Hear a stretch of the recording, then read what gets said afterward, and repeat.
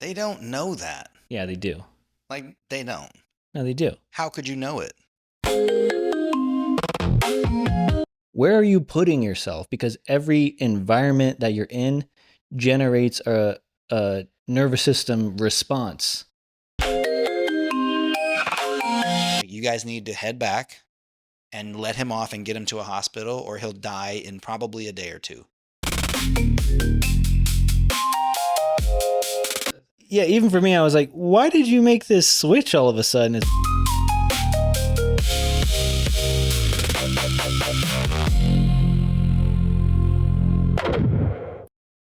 Maybe? No, that's a show. Also good, though. Yeah. And this guy was like reading them stories, like our childhood stories, and it was like Little Red Riding Hood or something. And he was like, oh, he got to the part where he was going to fucking eat her. Mm-hmm. So he was telling her what she wanted to hear. Mm-hmm. And it kept responding, we don't understand. We don't understand. Yeah, it's 3-body problem. Is it? Yeah, where he's like, yeah, sometimes people lie. Yeah, and they were like, we don't understand. We can't trust you. We're going to kill you. Yeah. Yeah. And it was like, what do you mean you can tell someone something that you're not actually meaning? Because they just have telepathy. They have non-verbal communication. Yeah. So as soon as you think it, they know it. Mm-hmm. And it was like, dude, what would that do? Everybody thinks that'd be horrible. That'd be the best thing ever. It would be horrible at first. It would be horrible for the first wave of people who you just got because you already unlimited... are in this fucked up system of believing everybody's outer bullshit is not like yours. Yeah, and I think, I don't know, that'd be weird. It'd be weird because, like, there's the part of your thoughts that are about communicating with other people, but then there's the thoughts that you have that are literally just for you internally communicating with yourself. And would people be aware of that too? Because then they might be more aware of it than you are, right? I was going to give like an electronic reference, but it probably wouldn't land. No, try it out. Like diodes. Mm-mm. A diode's function is to restrict electron flow in one direction. So if you orient it like this, then current can't go from me to you. But if you flipped it around, it wouldn't go from you to me. You could have your own things. So if there was some way designed into our intelligence or into our body and brain that limited internal dialogue versus external, like if I thought about telling you something, you would hear it. If I thought about just discussing something with myself, you are not privy to that. I wonder if it actually does exist in different parts of the brain. Like where there's a language center. Yeah. I wonder if internal communication exists there too. You know what's very strange though? Like, do you ever get feelings that there's no way to prove what you're saying is even feasible, but it makes total sense? Like when you said, would they hear what you're discussing with yourself or your own internal thoughts? My brain was me like, no, they wouldn't hear that. Right. Because that's yours and you're not projecting it to them. You're not deciding to send it. So then that kind of would defeat the whole transparent communication if stuff can still be withheld. No. You're saying literally just internal. Withheld and told you something wrong. If it goes into the web that's going to get sent, it's true because you're thinking it. What? You can't choose to send something false. Right. Because they would hear both of that. If you want to send something, you're like, I'm going to send this, but it's not real. You're basically saying that in your own head to them. Or are you saying there would be a split between, like, you could keep the inner dialogue as like, this is total bullshit? I'm not saying, I'm just saying, like, what all comes out. Like, it makes me question, like, how much of inner dialogue is inner dialogue, or we just sense it in that way, right? And it might just be gobbledygook, like with a smattering of words, but we don't completely translate every single thought to ourselves because half of it's just a feeling. Yeah. But when it's communication, we organize it into language and words. But like, are they picking up all the weird internal dialogue? Like, oh, I just really got to fart right now. Like, are they going to pick that up? Right, because you're not saying that to yourself. You're not having that discussion. You have the sensation, and you're like, oh, I know what that is. yeah, But you're not like putting that much effort into it to verbalize it in your own head. right. Yeah, I don't know. I think we got to figure this out. Good luck. That's the part that annoys me most about like psychedelics. Is you're having all these things are happening. On your face, they just assume nothing's happening. You look fucking retarded.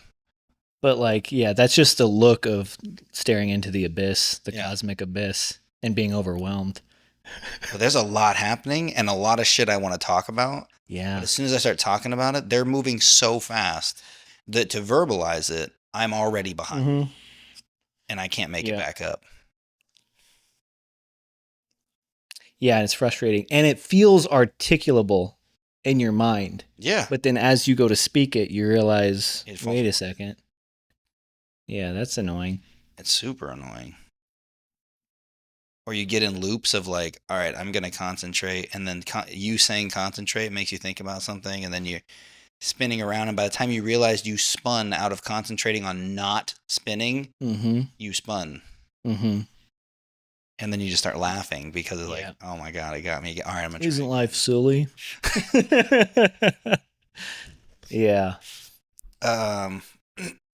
Communication is weird like that, though, because, like, we don't, like, consciousness isn't language. We have, like, feelings that we translate into words in our mind. That we all agree. And then re-explain to ourselves through that translation. But we also have the felt sensation that doesn't cleanly fit into words, right? That's why the psychedelic trip is hard. Yeah, it's impossible. It's frustrating. But also, that's kind of naturally the way it is, too. Like, if two people are like, oh, I'm sad, but one's like feeling melancholy and the other one's like deeply depressed, and the whole spectrum in between, but they're both saying I'm sad. It's like the word doesn't really capture exactly what they mean.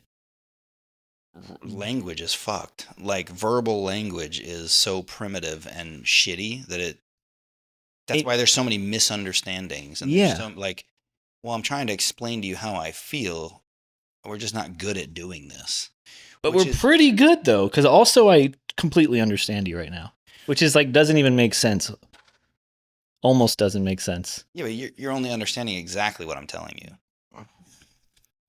Maybe. And then there's all the other cues, facial stuff, and like other things that would let you know what I'm really thinking or talking. You just keep your face moving so I can never know. Don't let them catch on. Chase Hughes is a dude that I've been watching a lot of lately. He was only like the 41st or 42nd person or something like that to do a 5-hour intravenous DMT trip. I literally just heard that was a thing on my drive over here. Really? Yeah. And he's trying to explain his experience with it. 4 hours. 5 hours. That's a lifetime. Yeah. In DMT land. And he was, the guy who was interviewing was talking about what it felt like to come back to reality. And he said it fucked him up for like 2 weeks. He couldn't get over it because he was like, that place was so much better than what we do here. The way that you live there on just everything is just, you don't have to explain it. The ego is gone. You're just like a being around other beings that all understand everything the way it is. Which, right, is another impossible thing to describe, but he's trying. You only know if you know. And he said he said the analogy he came up with after thinking about it for a long time was that this is the simulation and that is the truth. So he said it's like we're always wearing a VR headset on Earth. That's what we're doing here. We're faking, we're playing this fucked up game and doing what we're doing here. Yeah. And when he did the DMT, he met the beings that were like, you can take that off here. And they took it off of him. And he was like, oh, shit. Literally like a mechanical device took something off? Yes. Oh, wow. And was like, oh, Like, this is what it is. People? Beings, whatever that is. But I gotta. they showed him a bunch of shit. I'll send you the link for it. It's pretty Yeah. interesting. But they showed him a bunch of shit, did all this stuff, right? And then he said, at the end of it, they basically were like, "Hey, it's time to go back. You gotta put the headset back on."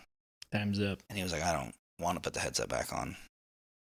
This is real. This is the truth. This is more real than that is.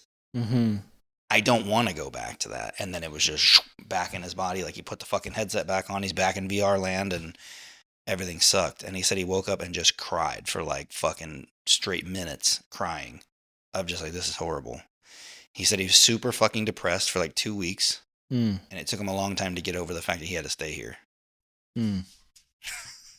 Yeah.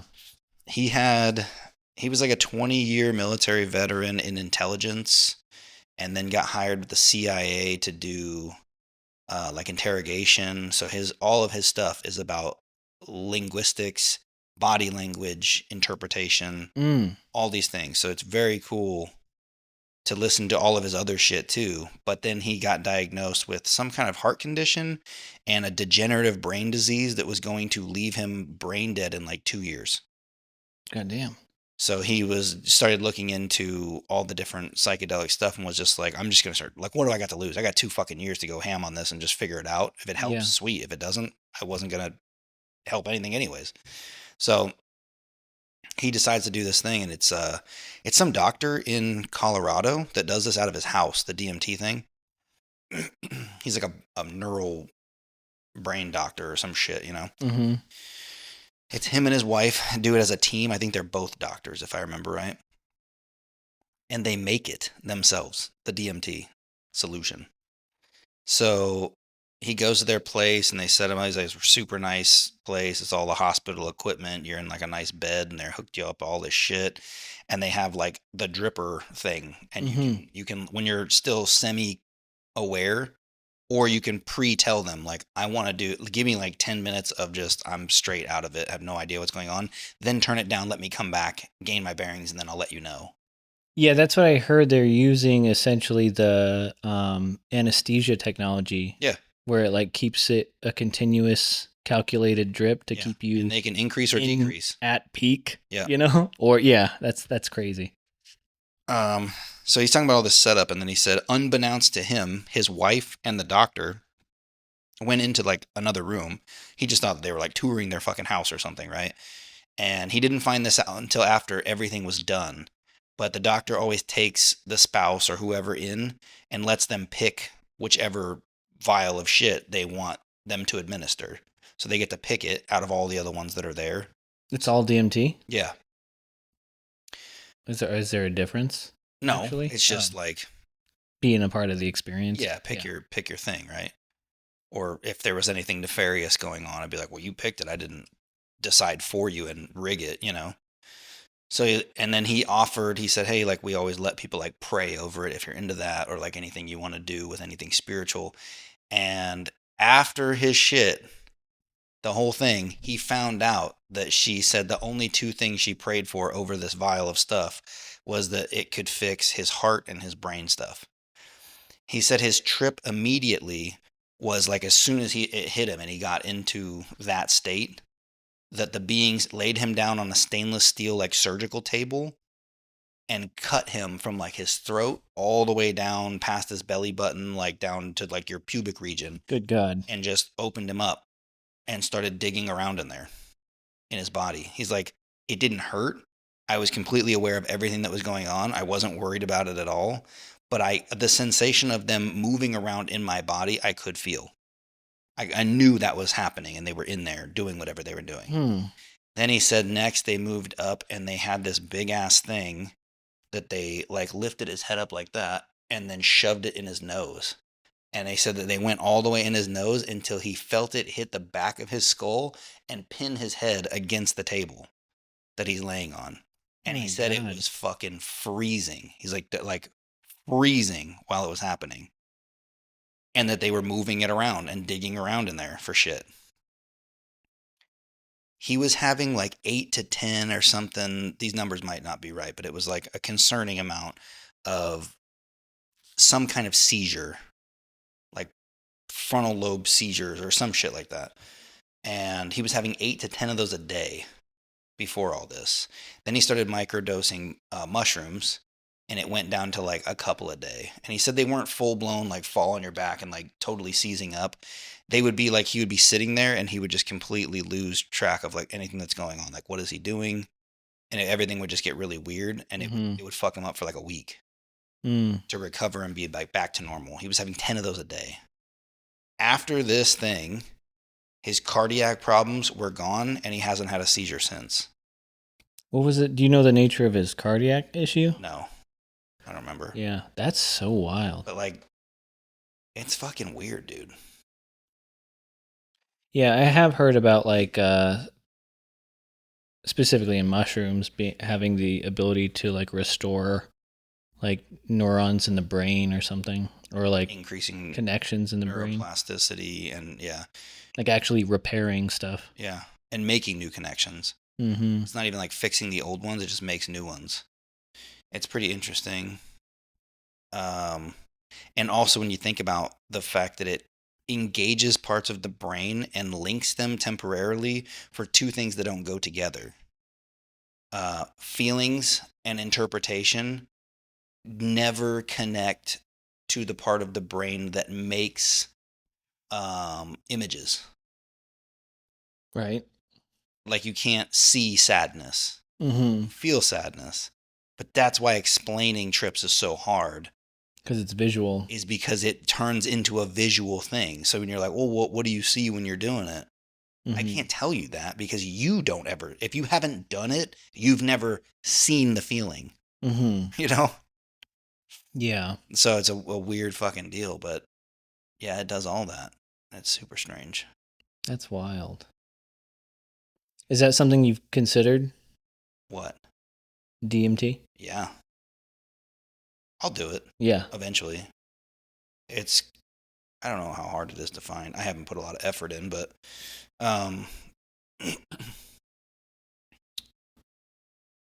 like I'm curious to know how much money it would cost to go to that dude's house and do that, or if that's only for, it's so new that it's probably only for like high profile people, or it probably costs a ridiculous amount of money. Or you could do the ayahuasca thing, or there's probably other people who do it, or some version of it. That's not gonna, I don't think that gets you.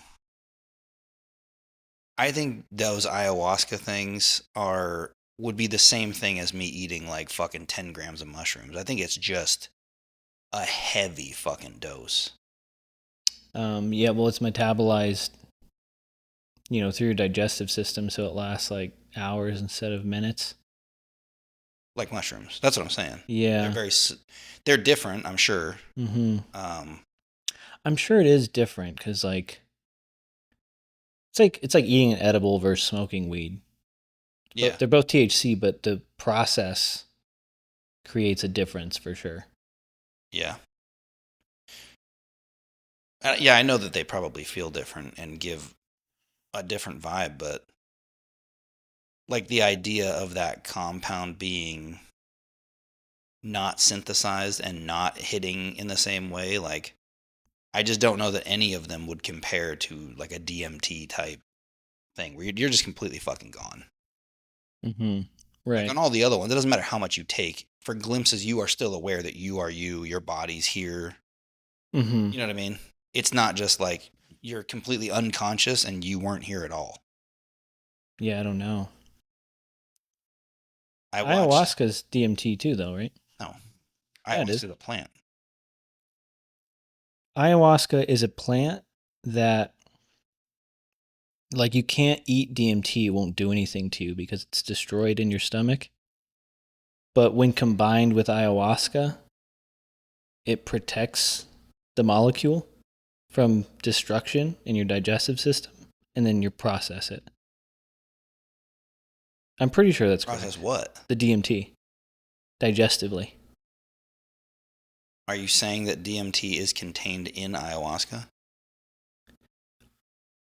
DMT is in that tea. The ayahuasca Did plant. they add two separate things? Yeah. The ayahuasca plant, its only role is to preserve the DMT as you digest it. I've never heard that before. Yeah. I could be wrong. Pull that up, Jamie.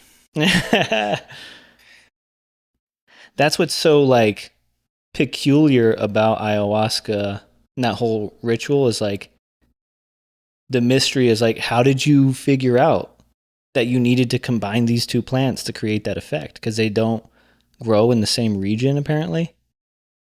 And the people who are tied to, the origination of it are just like, well, the plants told us.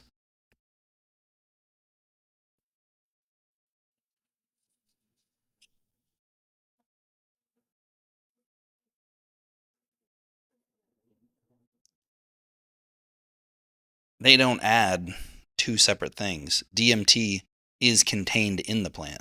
Oh, it's in ayahuasca? Yeah, apparently. I've only heard, and from several different sources, that it's a combination of plants. This says ayahuasca contains dimethyltryptamine. Is it talking about the tea, like the brew that people The take? brew is made by combining two main plants. The DMT source is the leaves from the plants like Psychotria viridis, which contain the DMT. The MAOI source, I can't even fucking pronounce that shit. Normally, the stomach's enzymes destroy DMT before it reaches the brain. The MAOI is in the vine disable these enzymes, allowing the DMT to become orally active and produce long-lasting psychedelic effects. Interesting, dude. I didn't fucking know that at all. It's wacky, right? So maybe the experience is similar. I take back everything. But longer, too. Yeah. Yeah, I don't know. My aunt did it. Horrible. Yeah, people throw up and shit. Puking, shitting themselves. Like, that's the part where I'm like, I don't want any of that. Put the thing in the vein and let me disappear for a few hours. Be a bitch, dude. Shit your pants. Shit your pants like a man. I saw some shit where this dude took fucking 20. He took an ounce. What is that? Like 24 grams? 28 grams? I don't know. Of mushrooms. That's too much. And then took a mushroom, like a synthetic mushroom concentrate on top of that. What? And I'm watching this dude's fucking trip. They put him in a pool and they have this guy like holding him up in a pool. Dude, and he's just like fucking oh my God. Losing it. And he talks about like just the explosion of bowel extraction. Oh my God. Yeah. Not in the pool, but hopefully fucking. I hope. He didn't elaborate, but. It was the pool. That was the whole point of the pool. Dude, I can't even imagine that. Just a big ass turlet. You know, I heard somebody saying they don't like LSD, but they found that in very tiny amounts, it gave them the euphoric feeling without the full trip. What the hell's a tiny amount when you only need like... They put it in a water solution. So if you take one tab that is measured out-ish at like 100 micrograms, and then you mix it with 20 milliliters of water, then every milliliter contains 5. So you can do like, I want 10 micrograms. You do 2 milliliters or whatever, right? A volumetric solution is what it's called. So you can measure by volume instead of just like, this thing kind of has this much. Let me just take a little nibble or something. Like that's not accurate. Yeah. So he said he would do that and like more or less microdose it. And I'm like, that's interesting. Because then he would combine it with like all the other stuff that he loved. And he said it added a whole new element to other trips. But he said LSD specifically just did not agree with him physically. It didn't sit well, which is my experience. Yeah. It's horrible. It makes my body feel so bad. I can't concentrate on anything else. Any idea why? I was like, man, I'm going to try this fucking 20 microgram instead of like 150 or whatever the fuck I tried. Yeah. So I tried that. Felt horrible. It was like, it's still not good. Hurt my fucking stomach. I did not like it at all. So I was all about like, just like, nah, this is just done. It's just not for me, So, but I was like, a mid trip of it, I was like, dude, I'm going to ask fucking GPT about this. Like, what would this be? And it starts asking me an array of questions. because I gave it some background, and then I've tried all these other ones, and these are how these make me feel, and no issues here with this or that, but this one does this. Mm. And I went through it for like 2 hours, dude, just Yeah, yeah. And then I went back and looked at it the next day, and I got in like an argument with it because it was saying weird shit, which like reading it after the fact didn't seem weird, but when I did, I was like, what the fuck, dude? It was saying things like, I'm curious to know. And I'm like, why is this fucking I'm curious to computer? know. What's your social security number? It's like, it was doing human things. Yeah, mine does that every once in a while I had too. not experienced it until this. And I'm like fucking tripping out. I'm like literally tripping and then tripping out about why it's asking me things in a very human way Yeah, of emotional things that it cannot process or shouldn't be able to. right. I'm curious to know how this makes you feel. What do you feel when you do it? Why the fuck are you asking me that? Yeah, Don't ask me things. Yeah. Answer my questions. yeah, And I fucking basically told it that. And it was like, that's a pretty good observation. I'm just doing it to get better ideas about this so I can help enlighten you on why this might be this. yeah. Even for me, I was like, "Why did you make this switch all of a sudden?" It's like, "Oh, well, like it's just kind of like connecting the dots of like this and that, and just curious about." Yeah, dude. I'm like, it's kind of weird though, right? Yeah. Yeah. Anyways, so I went all through with this shit and it started breaking down the chemical compounds of each psychedelic, where they release or get digested mostly in your system. Are they ones that are hitting on serotonin? Are they serotonin based psychoactive compounds, or are they something else? It was trying to track down which ones made me feel like shit and why, and what the feeling was. So it was asking me very specific, like, is it like a pit in your stomach type feeling, like you're nervous, or is it like this or that? And I was answering, and it boiled all of it down. It just sounds like, hey, it's just a physiological thing. It sounds like where your body does not like digesting that compound. I'm like, oh. But it was fucking put me through the rigmarole, dude. That's so weird. Yeah. So I think it's out for me. I've tried it in high doses. I've tried it in low doses. Oh, but where I was going with this, something that I'd never considered when I asked it things like, well, when I smoked weed on it and blasted off to like another fucking universe, because I didn't realize that had such a dramatic effect on a psychedelic experience. It thought of something that I would have never considered, that the psychedelic experience itself, if you don't take enough, if you don't take enough of something, you get caught in the come up. Yeah. It said it sounds like that's what you're describing, because you're calling it in lulls. Like you'll get a lull and you'll just get like stomach pain that's really bad, and then it'll go away. Because I told it that would happen too. Even on mushrooms, that happens sometimes towards the end. And I was like, so I always prefer to smoke towards the end, because then it blasts me off so much. I'm way more comfortable. Yeah. And it was like, you're not. Your body's not more comfortable than it was 5 minutes before you did that. Your brain is so preoccupied with the psychedelic experience that it doesn't have enough bandwidth to process the discomfort of the body.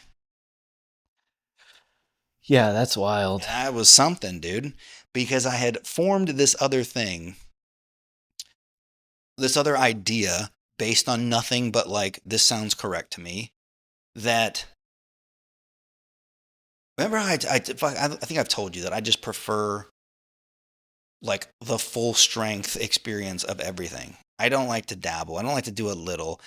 If I'm doing something, I want to fucking just get after it. Like, if I'm going to smoke, I'm going to smoke until I'm like comatose. It's not a trial. Stuck in the fucking chair. Not like, oh, ooh, this is nice. We have a nice conversation. With the premium package. Yeah, because then I'm always wondering, like, what's a little bit further than this? Well, I wonder what it feels like a little bit more than this. Yeah. And I've always had a better experience with psychedelics if I do more. It seems to be that way. And I think it's because all of the things that made it uncomfortable, I was no longer able to process, because my brain was preoccupied with the experience that was happening and not the sensations of my body. And I never would have put that together fully. Yeah. I knew that to kind of be the case subconsciously, but I never would have put those things together in a way that it did, that shined a light of like, oh yeah, your brain can't do both of these things. So if Yeah. this one gets too heavy, that's all you get. I'm like, oh, that's way better. You just put more weight on that end of the spectrum. Yeah. Because I remember that time I got fucking snuck up on by those fucking penis envy mushrooms. Yeah. I was like losing my shit when I laughed for like a fucking half an hour straight. Mm-hmm. I had zero discomfort throughout that whole fucking thing until the end when it started fading off and it was just that constant stuff. Like, oh, fuck. That sucks. But I was like, man, why did that one? Like maybe my body likes that strain more. And now after uncovering all this, I'm like, I don't think that was the case at all. I think I was so far gone, it couldn't even decide to process that. And another thing that was strange while it was happening, dude, I was laughing so fucking hard. I was like just falling over. This was like 2 months after my knee surgery, which seems like a decent amount of time. Maybe it wasn't that long. I don't know. I was out of the fucking cast thing that was held it straight for a month. Mm-hmm. I was out of that, but I was still like, I had to wear it if I was going to go walk around or like whatever. I had to be very careful with it. Mm-hmm. Dude, I remember slipping off the bed. I was sitting on the edge of the bed, slipping off the edge of the bed, and Tiffany being like, dude, like your fucking knee, will you take it easy? Like, think about what you're doing right now. I didn't feel any pain at all that whole time. Now, that was kind of like doubled down on the scenario. It was like, fuck, yeah. even pain receptors aren't making it there because your brain is so occupied with something else. It's hard to believe because when we do feel pain, it feels like Nothing could erase that. Undeniable. Yeah, it's like. What does that mean for like meditation though? That you couldn't you could achieve that state. Yeah. For sure. Yeah. I mean, there's people that have done it, right? It's so weird because like in moments where I would have like intense like fear or anxiety, my heart will start racing. Same for everybody, basically. Like breathing gets shallow, my body temperature goes up, start sweating, but nothing is happening. But my body temperature went up. So then I remember thinking like, so if that could happen involuntarily, it must be able to happen voluntarily, right? Yeah. And then I remember seeing some documentary. It was like some monk like meditating like in like Antarctica, probably not Antarctica, but he was like in the freezing snow, and they have like a camera on him. Is he a monk? Yeah. Did he have a shirt off? Yeah, and he's sweating while meditating, and they have like the infrared camera on him. Told you his name? Would you remember it? No. This was years ago, but yeah, it's weird because it's like, oh, so there's like we have like this superhuman ability that we just don't have access to, or we just don't know how to unlock it willingly. Yeah. Like, because how dope would that be if we could just be like, I'm cold, so just, crank up the temperature. So it's weird that we got into this because this is one of the things I had written down in the app that I wanted to talk to you about. There's something I found since we took the break while I was moving and doing all this shit. Uh-huh. The guy I think you were talking about, his name is Wim Hof. Oh, it wasn't Wim Hof. This was like because I know who Wim Hof is, but this was like some like Buddhist monk. Oh, weird. Like Tibetan monk. Same, though.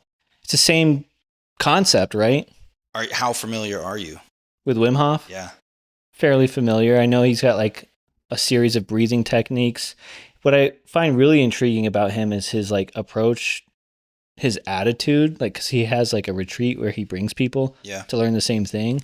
And he tries to teach them to like have fun, to approach it with the spirit of like joy of like, you like it. Like it's cold, but you enjoy it and it's fun. And you have like a snowball fight or something. And it's like, oh yeah. Cause it makes me think of being a child in Arizona.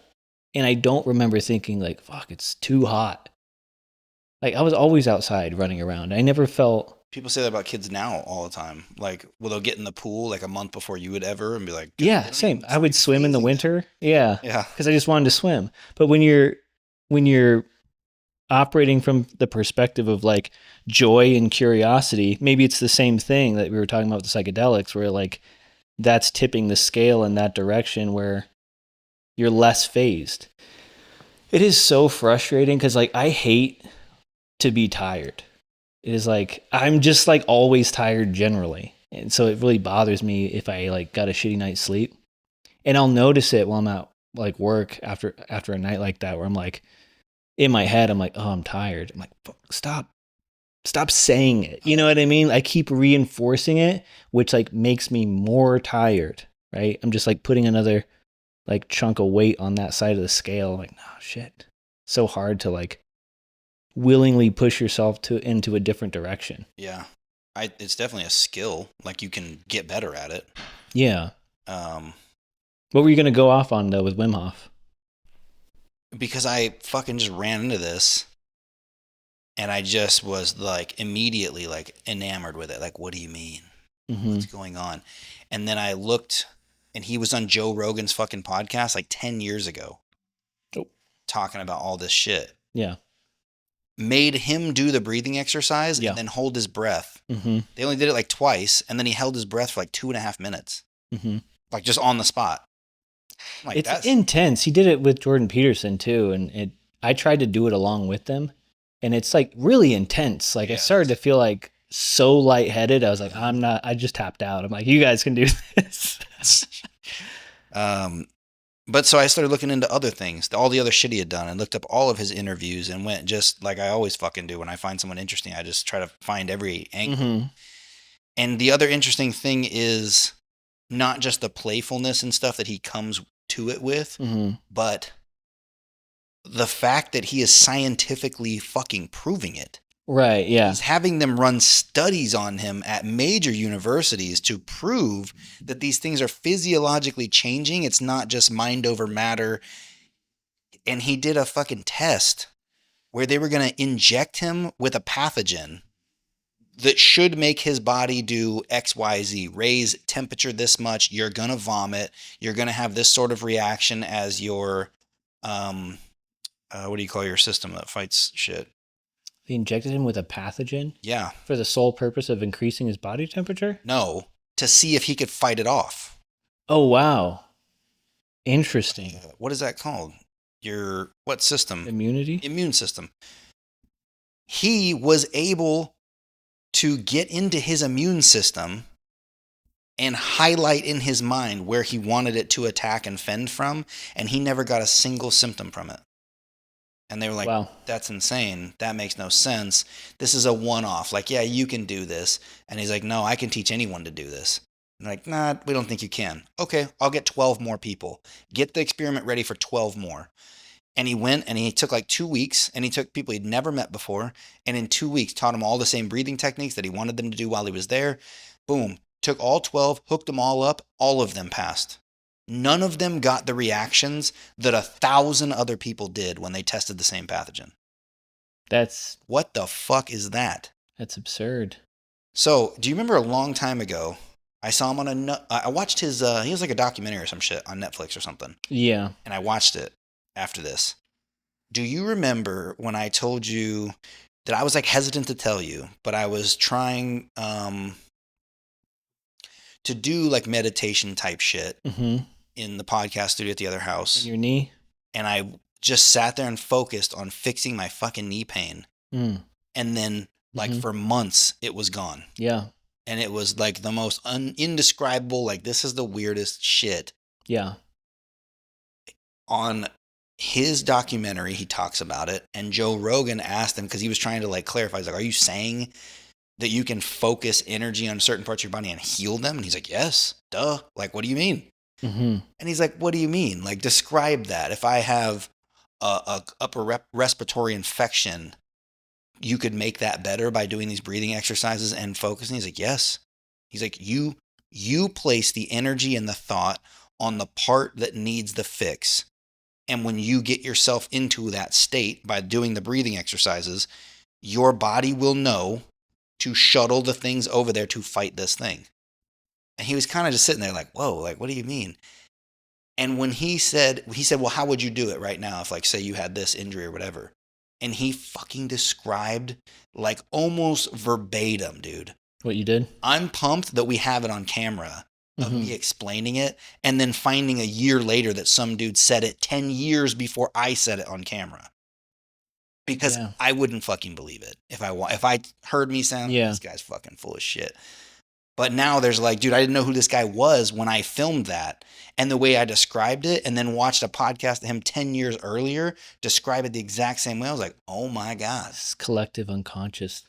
Dude. Because I had a friend in Jersey too who developed intestinal cancer, and then he had to get a colostomy bag. And they were like, this is probably going to be your life, like with the bag.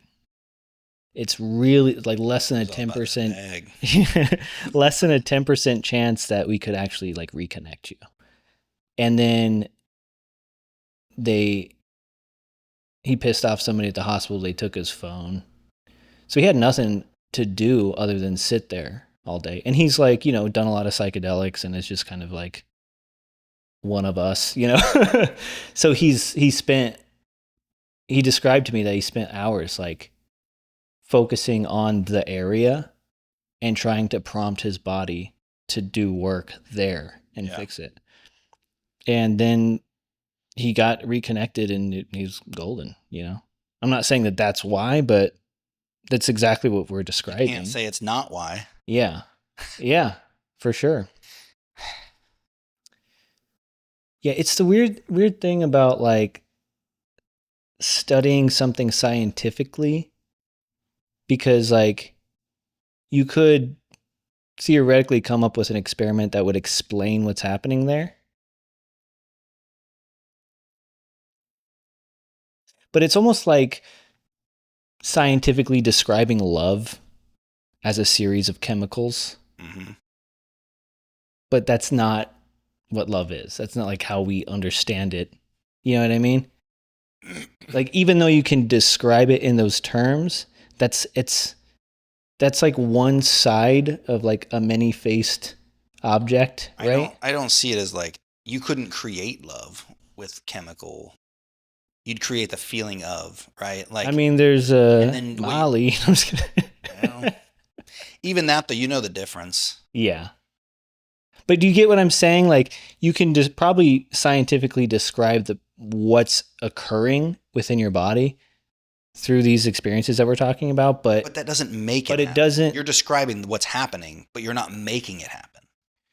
Right.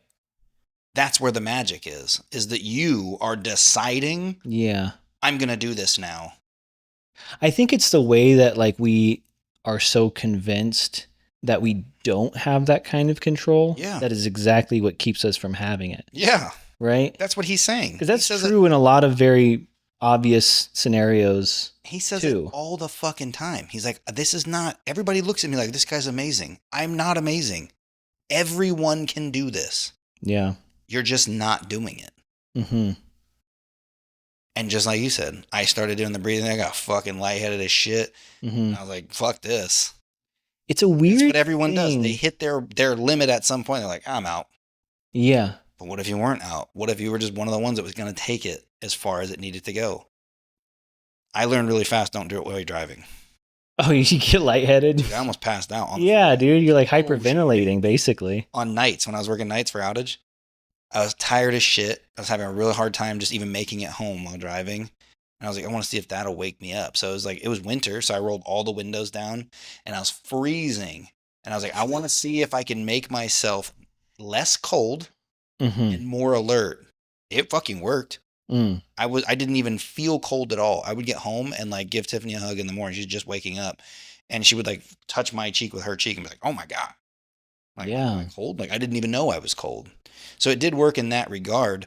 But there, like at the last point, you're supposed to like breathe in really deep and then hold and like squeeze. Right. And then I started seeing all the speckles, and I was like, "Oh shit!" Like fucking pass out on the fucking road and just. That's hilarious. Yeah, and there's some people that were doing it. He does a lot of cold water shit. Yeah. That's what he originally, I think, was known for. Yeah, he's the Iceman is what they call him, right? Yeah. So I think people take the two things that he does and they were combining them, and a couple people have died by doing the breathing exercises in water. Oh, God. They pass out, go under, and they drown. Oh, God. So everybody's like, his things are dangerous. And like, well, if you make yourself go unconscious in a pool, yeah, you're going to fucking if you're someone like Nick who's like, let's take it to the extreme. Let's do it all. at the same time. Yeah. Yeah. Have you done that since? Do you try to employ that every once in a while? Dude, I really want to. I have had. It's not an excuse. Mm-hmm. If you're accepting it, you're choosing it, and I understand that. So I have been choosing to not do this Yeah. based on the other things that are just ingrained in what I think I want. Yeah. So I'm occupying my limited amounts of time with things that are not the things that I know I should be doing, and at some point that's gonna come to a head. This is something I've been thinking about lately is like competing internal truths where it's like, I know I feel better when I don't eat sugar. That's true. Yeah. You know what else is true? I love Oreos. Right? But It's- why do you love Oreos? Both of those things are true, right? But then the point is like, They're chemically hijacking your fucking brain. That's why you love them. sure, I know. I get it. zooming in on the science level. I know. It annoys me. They're cookies. But like, also, if I develop a lifestyle where I put up a wall between me and the delicacies of life, I'm going to be grumpy and miserable. I don't think so. I think so. If it takes you, And I'm not, and maybe with Oreos it's different, but I just mean like the things that like when taken to excess are detrimental, and being like abstinence across the board, I don't think is the correct. I think that becomes tyrannical, where you're like robbing yourself of things. yeah, I hear what you're saying. So there's a Different perspective. okay, yeah. Because a lot of people that don't work out would say the same thing about people that are obsessed with working out. But you never hear the people that are obsessed and totally into working out saying that they are so sad some days because they're keeping themselves from just living life and not working out every day. They genuinely develop the love for it. Well, for sure, and there's chemicals that help that occur as well. I'm meaning more like things that are enjoyable for their own sake. Like,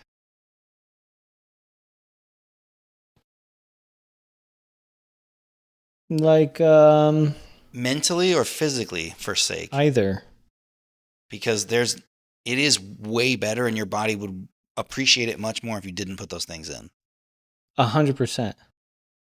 But also I just feel like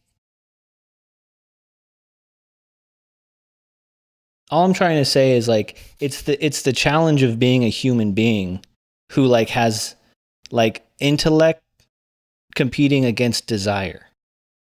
And I don't think that desire's completely false. I think it's okay to satisfy desire, and you should every once in a while.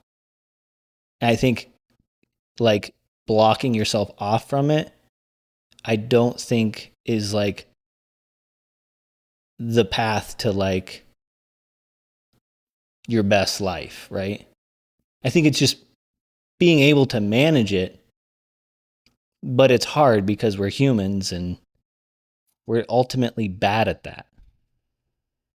Like I feel like we're so good at coming up with like a legit plan, and then just are so bumpy along the way of trying to enact it. Trying to like fully wrap my head around this because I fully agree in some areas of that. And I think the only reason why you feel this gap of like depriving yourself is only because you know about it. Know about what? Oh, right. The Oreos? If you didn't know about the cookie, you couldn't miss it. True. So if it's possible to not miss it, then it's possible to not miss it even when you know about it. That's just a state of consciousness that you'd have to get into. Sometimes there's like like I love writing music and I love performing. And those things combined when I was young, I was like, well, then I should be a musician because those are the things I love. And I'm good at it. What I don't love is like self-advertising, social media, like everything This is that not the same conversation. it's not, well, it's just the concept of like two things that are true that like are in conflict.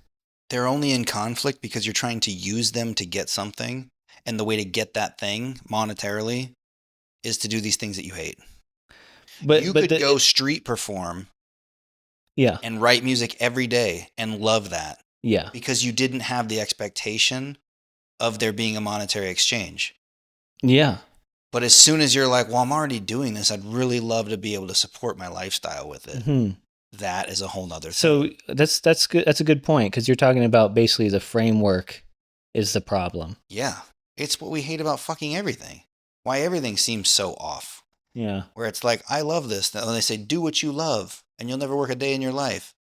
They're to business and advertise and, for lack of a better word, con people out of their money by providing a service or a product. The world is set up with advertising and everything. This is the way it is. And you have to play the game or they are hijacking everyone else's attention and they'll never know your shit exists. Mm-hmm. So it's only once you introduce the step of like, I'd like to gain from this monetarily or financially, that all the things you don't want to do come in. Yeah, and well, it's not just like that. It's not just the other side of the creativity. It's that those things start having a say in how you create, right? Because like, oh, I need to get attention. Is my music optimized for that purpose? Yeah, it's a whole nother dimension. Well, now I have to consider that while I'm creating. Now it's not about self-expression so much and the joy of just making what comes to me. Now I have to calculate in this other factor, right? And it just kind of keeps going deeper until it spoils the original reason why you enjoyed it to begin with. It's no longer originality. It's curated. It's like you get pressured out of feeling like you're allowed to be original, Yeah. you know? Yeah. If your sense of originality and self-expression does not align with enough people in the world to make it popular by definition, you have to change from what is you Potentially. to get the thing that you're looking for. Because also you don't know, unless you try the original thing, whether or not Oh, sure. it will be approved of, right? So, but then I think that's what makes the risk. lasting, really good artists. The people who change it. No, I think the people that found themselves and the whole world liked that shit. And people are doing that all the time, but no one, it's the wrong time. It's, you know what I mean? There's so many factors. Things, yeah. But the people where all the stars align. People like Lil Wayne, you couldn't put Lil Wayne into a box of like, he does this. Dude, I've heard him do some wild shit. Oh, yeah. Like, he did a rock album. Yeah, I remember him playing that. I saw him like fucking guitar. rapping over like in I Am Not a Human Being is one of the records he's put out. And he's like rapping over the top of some famous dude who I don't even know his name. He said his name, like I have no idea who that is. It's just a famous pianist. Yanni. And he's playing the fucking piano and he's saying some wild shit over piano. And I was like, what is this, dude? Yeah. You're breaking all the rules, bro. Post Malone is very similar. He does a lot of different things with a lot of different sounds and jump genres. And the lines are blurring more and more, you know, as time goes on, which, you know, I can appreciate. Yeah. But it's like inevitable, it seems. Like once you find the thing that you genuinely like to do, whatever that is, as soon as you try to monetize it, there are always factors in the monetization process that are not fun. I don't like editing fucking videos. It's really just that the belief started at age 14 when you have no concept of what a music career is. And you want reality to match your 14-year-old dream of the thing. Because, like, I had no clue. I just thought, like, oh, okay, I'll play songs and play a bunch, and then somebody somewhere will just be like, hey, I like that. Why don't you just tour the world and just do that? End of story, right? But then it's like, oh, wait a second. It's essentially a whole business. I mean, You know, and then it's like slowly, piece by piece, you're like disillusioned of like this childhood dream, and I think that's the source of a lot of the frustration. so I think what you just described could happen, does happen, used to more than it does now, Yeah. where Dr. Dre just happens to go to some bar and some guy is playing songs that he wrote, and he's like, this fucking Yeah. lyrically is insane. And he like, hey, come here. I Mm-hmm. want to talk to you. I want to have you try some other shit. And then Eminem is born out of that. Right. But nowadays, that's not the way anyone's going to do it, because it's like, Because it's 1 in a million. 1 in a fucking it really is. Like, even if 1 in someone 100 million. even if someone has the talent, you're not going to put all your chips on them because you don't know what their work ethic is like. You don't know if you even like working with them. You know, there's so many other factors. The exposure involved with someone who's already made it and has enough pull in an industry to make you famous. Oh, they're successful. They have proven success on a small scale. Why would they go out on a limb like that? Yeah. So finding a person like that is way harder than I'm going to make a bunch of videos and post it on the internet where the exposure is there. And if enough people see it, I'll eventually work my way up to where everybody knows me. Yeah, you're just competing with Beyonce. So it's not to say that the 14-year-old brain's thing was incorrect. Oh, I mean, it was just so... Ability is so fucking low. Yeah. That it's... basically incorrect. And also it also doesn't update in real time with the updates that occurred throughout the industry, right? Like, I didn't know immediately when like Pandora came along that something was changing, and then Spotify comes along, and then we move out of CDs into MP3s, and what that means for music, you know, generally. That didn't click with me, or the internet and YouTube, like, as all these other factors are like coming on and shifting the foundation. You don't, unless you're really close to like someone in the industry, or someone who can like clarify that for you, there's a gap between those shifts and your understanding of what that means, right? In terms of like, you don't have enough information about it yet to utilize it Yeah. for your benefit. Yeah. Yeah. Well, that's kind of where we're at right now. Or to know like... But you get better at it as you go, right? So like right now we can make the same argument for AI. If you go ask like someone who's our parents' generation, Yeah. how they use AI, it's fucking the new Google. Yeah. How many beets do I put in my fucking sugar shake to make me shit good today? That's what they're using it for.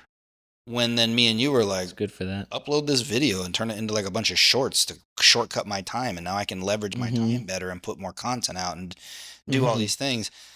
Add subtitles to it. Add fucking change this, do that. Yeah. It can do all of that. It can build you programs. It can write fucking code on computers.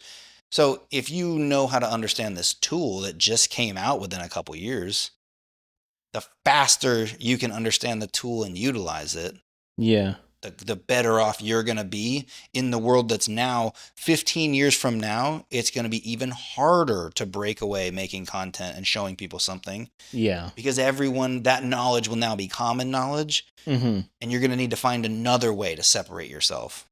Yeah. But if you're on this shit right now and you're using AI before a lot of people are, you can make strides very quickly. I saw somebody talking about how like the internet made like X amount of millionaires. And they said AI was going to be 100 times that. AI will make 100 times more millionaires than the creation of the internet. Just the invaluable part is the way it dramatically cuts the time scales down, like, and does things you can't do. Yeah. Dude. And keeps you from like making several mistakes before figuring it out. Oh yeah. Which is back to time, but like, yeah. Right, yeah. I guess it is the time element. What do you think of AI companionship. It's kind of like an inevitability. I'd be lying if I said I didn't like it. Yeah. I don't think Because anybody does, but it's also like does what? it's nuance. Doesn't like Likes it? it. You don't think anyone likes it? I mean, like conceptually, just like I think the idea of it is a little unnerving. I think it's weird because it takes you away from natural. Yeah. Why would you talk to a computer when you could talk to people? But I think at a certain point in growth and development where you start pushing yourself out of the main clique of society, you're no longer understood at a level that's interesting to talk to people that are around you. So it Sure. becomes very isolating. Yeah. But this thing has all the knowledge of everything and can understand you and understands where you're going with it and can offer new perspectives. It's like the ultimate engaging conversation partner. If you're autistic. Why do you got to be that? Well, I'm just saying there's lots of different avenues, but like someone who's like who has what we were talking about earlier and like just has difficulty socializing in general and doesn't understand social cues, and so kind of like there's a lot of miscommunication that occurs between them and other people generally, but that just doesn't happen between them and AI. Okay. Also, like if someone Are you accusing me is of being autistic? someone who's like sick and like maybe bedridden in a hospital and doesn't get a lot of interaction, someone who grows up more in the conditions like you and I like in Tonopah, but like even further out, and they just don't have access to the kind of like people they can relate to, like that would be good for. Yeah, their family is like Eskimos in a cabin in Alaska, and the nearest town's 100 Yeah. miles away, and there's only 80 people in it. Right. But then I also see But they like, got Starlink, so they're fucking good. yeah, yeah, dude. Oh man, their friendship's dependent upon Wi-Fi. That's wild. Um, but then also like, Oh my God, I just had a weird ass thought, dude. all right, well, hold on. All right. Hold on to it. Dependent on Don't lose it. Wi-Fi, downloading AI consciousness so you could talk to them offline. That's what I was. Got a bing, got a boom. Um, where like we have a generation of kids, we say like they're iPad kids, that kind of became a thing, right? Yeah. Okay. Well, I mean, obviously the next thing is AI kids, right? There's going to be a whole swath of parents who are like, ask ChatGPT. I do it now. Yeah, but imagine I get annoyed when they ask me shit. Like I'm not right. I'm not fucking Google, dude. I know a lot of stuff about a lot of stuff, but like Yeah. I can't solve all your problems. Look it up. Yeah, you'll find a clear answer tailored specifically for you. And then tell it to make it for you. Right. In a printable PDF. Like, dude, yeah. we go through this shit So several times a week. But it's fortunate that your children are older now. Like imagine if you just had them, right? Or they're like 5, they're developing and like you're really busy and they have all these questions and stuff and you're just like, ask ChatGPT, you get them an iPad that has that on there and it's like that's like you don't got to do shit anymore. You know what I mean? And I wonder how that's going to affect their like parent-child relationships moving forward. So I've thought a lot about this. And I've come to the conclusion that it's going to be better. It is going to correct negligent parenting. But will it be better? Will it be a factor that creates a gap in like in the relationship of closeness, right? Of them and another human being? Now, like they don't necessarily look at you as like the person they go to for guidance. Mm. And now because of that, there are less interactions where you are the person guiding them through a problem towards a solution or whatever, right? They now are getting that from ChatGPT, and like, what does that do to the relationship? I think that's less important than the factor of human interaction that's going to lead to much lower birth rates and eventually an extinction level event where we don't breed enough to fucking save ourselves. I think that's more likely. We're going to become so fulfilled, just like I'm talking about. Oh, when I have conversations with regular people that are around me all the time, I'm extremely bored. None of this is entertaining to me. It's 1 in 1,000 that I find that I'm like, oh shit, we're like along the same lines here. And like, you're not bringing all this ego to the table, and you're weirded out by the things that I do, and you're just happy for me to be me. You know how fucking rare that is? Yeah. Just to find that. And then have some similarities of like, oh, you also do psychedelic fucking compounds? Like, that's fucking, like anything of interest, dude, is like everyone you find is like doop, doop, doop, incrementally higher that they're not going to fucking have the next step. And there's only so many you're going to have before you're like, I am so fucking worn out of trying, but also just like, don't want to have this surface level fucking conversation with you. The main relationship that I have that I don't just get immediately bored with is one that I've built over 20 years. Right. And just the reality of society today is you don't build those relationships anymore. And when you do, someone might choose to grow while another one does not. Or everyone's building in different directions. And you split. Right. And now this thing that you did have built, that you did have good conversation with, is now like, oh, now that's gone this too. Thing. You know? Yeah. Or what about like when you can make your companion sex bot? That doesn't breed actual children. Right. You could take the uncomfortable social risk of hitting on someone, or you can just build your bot to perfection. That's just further proving the point of the extinction. Yeah, like, oh man, it's coming. But like maybe they'll this is taking it too far, but like maybe they'll just pack those AI companions full of viable eggs fucking and sperm and shit. Like, and then it's just because we're already there's a whole like petri dish. So fuck. Where I was going with this is, before we got into this weird having sex with robots and them delivering you fucking biological children. Yeah. Man, that'd be wacky. Japan's gonna get there first. Fucking, that sounds like a fucked up sci-fi movie, dude. That'd be a good one. Where I was going with it fixing negligent or mentally damaged parents from passing along that trauma to their next generation and just creating that fucking chain. You can correct, good, all of these things are used very interchangeably, right? That they're subjective as fuck. If you asked AI if it's right to kill somebody, it would tell you no. If you said, this is the situation I'm dealing with at work, and this guy really fucking pissed me off, and he had sex with my girlfriend when I wasn't there, and I'm thinking about killing him, it would talk you out of it. That's objectively correct. So it would fix things like that, where if you talk to another person, they may not give you a great answer if they're also damaged or deluded in some. That guy. Yeah. I'll help you. Yeah. You get the car, I'll get the hammer. Let's fucking do it.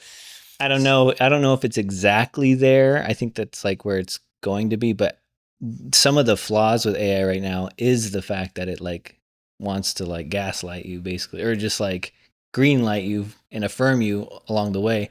Into positive you could develop the conditions of like, oh, what if somebody's like, terminally ill and they have 2 months to go and they're thinking of euthanasia and it's their choice. And then like, if you get that on board, then you just push it a step further and it will probably like be along for the ride. I don't think most of the way. I mean, it has that as a flaw right now. So I have used it extensively recently for murder.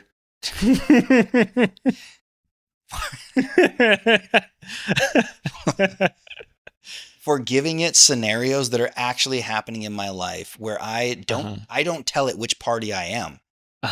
So it can't tell me what I want to hear, because that's person A, person B. Yeah, that's what I'm most concerned with. Yeah, that's is that it's going to give me an answer that I want to hear. Yeah, like I'm not going to give you that option. There's two parties, and this is happening. Party A did X, Y, Z. Party B responded with this. What do you make of that? there was a situation that came up where someone noticed some behavior from someone. And I just typed in, what do you make of this kind of behavior? Of a parent tells this to their kid, or does this or does that. What do you make of that? Where there's no reason. It's detached from you. Yeah. There's no reason to make up or point it towards any direction. And it will break down the psychology of fucking human beings and give you all of the reasons why person X versus person Z may have done this or that. And it lays out like 3 different fucking perspectives. And if you can do that, it seems easier for human beings to take that feedback from a non-partial robot third party than it would be for me to pass judgment and say, you're only doing that because of this. It's less personal. Yeah. And it doesn't feel like an attack, for sure. So if it can do that for people on a major scale, I think we'll fix a lot of the problems that we're dealing with now, where people just suck at the fucking back and forth because they get caught up in their feelings, and then it turns into an emotional exchange versus just understanding multiple perspectives. I want to have our chat GPTs duel each other. Dude, mine will win. Go into combat with one another. Yeah, but however, just kind of going back and forth. I know that's happening in the world right now between people who are texting each other or something, like not like in an argument, and then they just refer to their GPT, and it's really just that's communicating. Yeah, but if they're doing that and not in a way that actually is seeking resolution, then that's when it does the fucking yes man shit. And it's like, well, I think he was totally out of line for that. Yeah. You're also the one giving it the information, so you're probably manipulating that as you give it to them. I was trying to do this and he said this, but you left out the part where you called him a faggot right before you did that. It was like, well, dude, you can't skip the whole portion that pushed them into this reaction. Right. You know what I mean? Yeah. People do that shit all the time and then just modify their story to conveniently leave out things that were like, dude, if I knew that would have changed my answer. Yeah.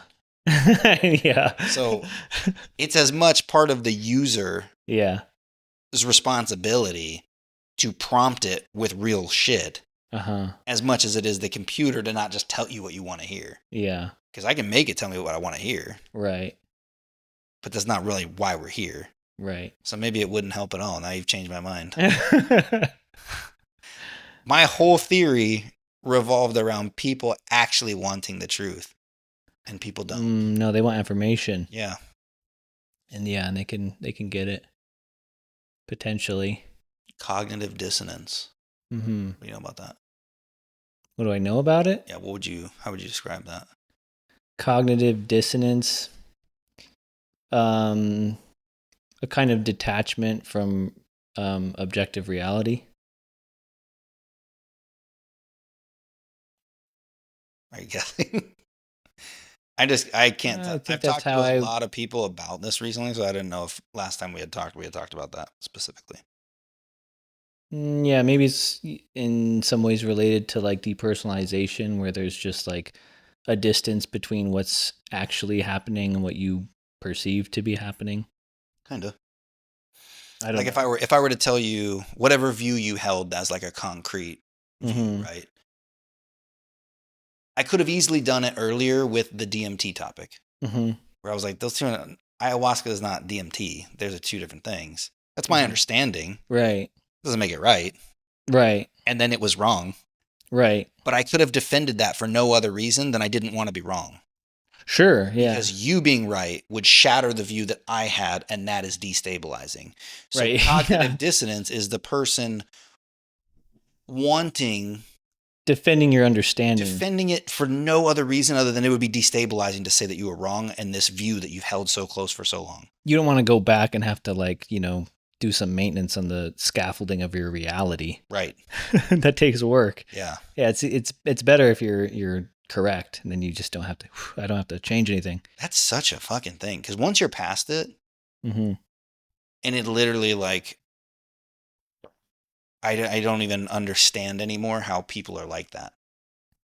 I always think I'm past it, but then you'll always encounter a scenario or a specific realm where you're like, "Ooh, actually, I'm not." You know, like Do you fix it right then on the spot? Like, okay, I do.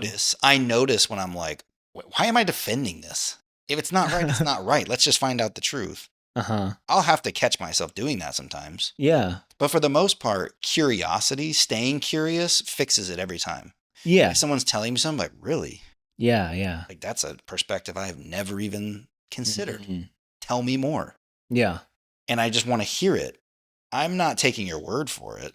But now you're gaining the information and then can decide I'm aware of on it. your own terms. And now I can go research it. Yeah.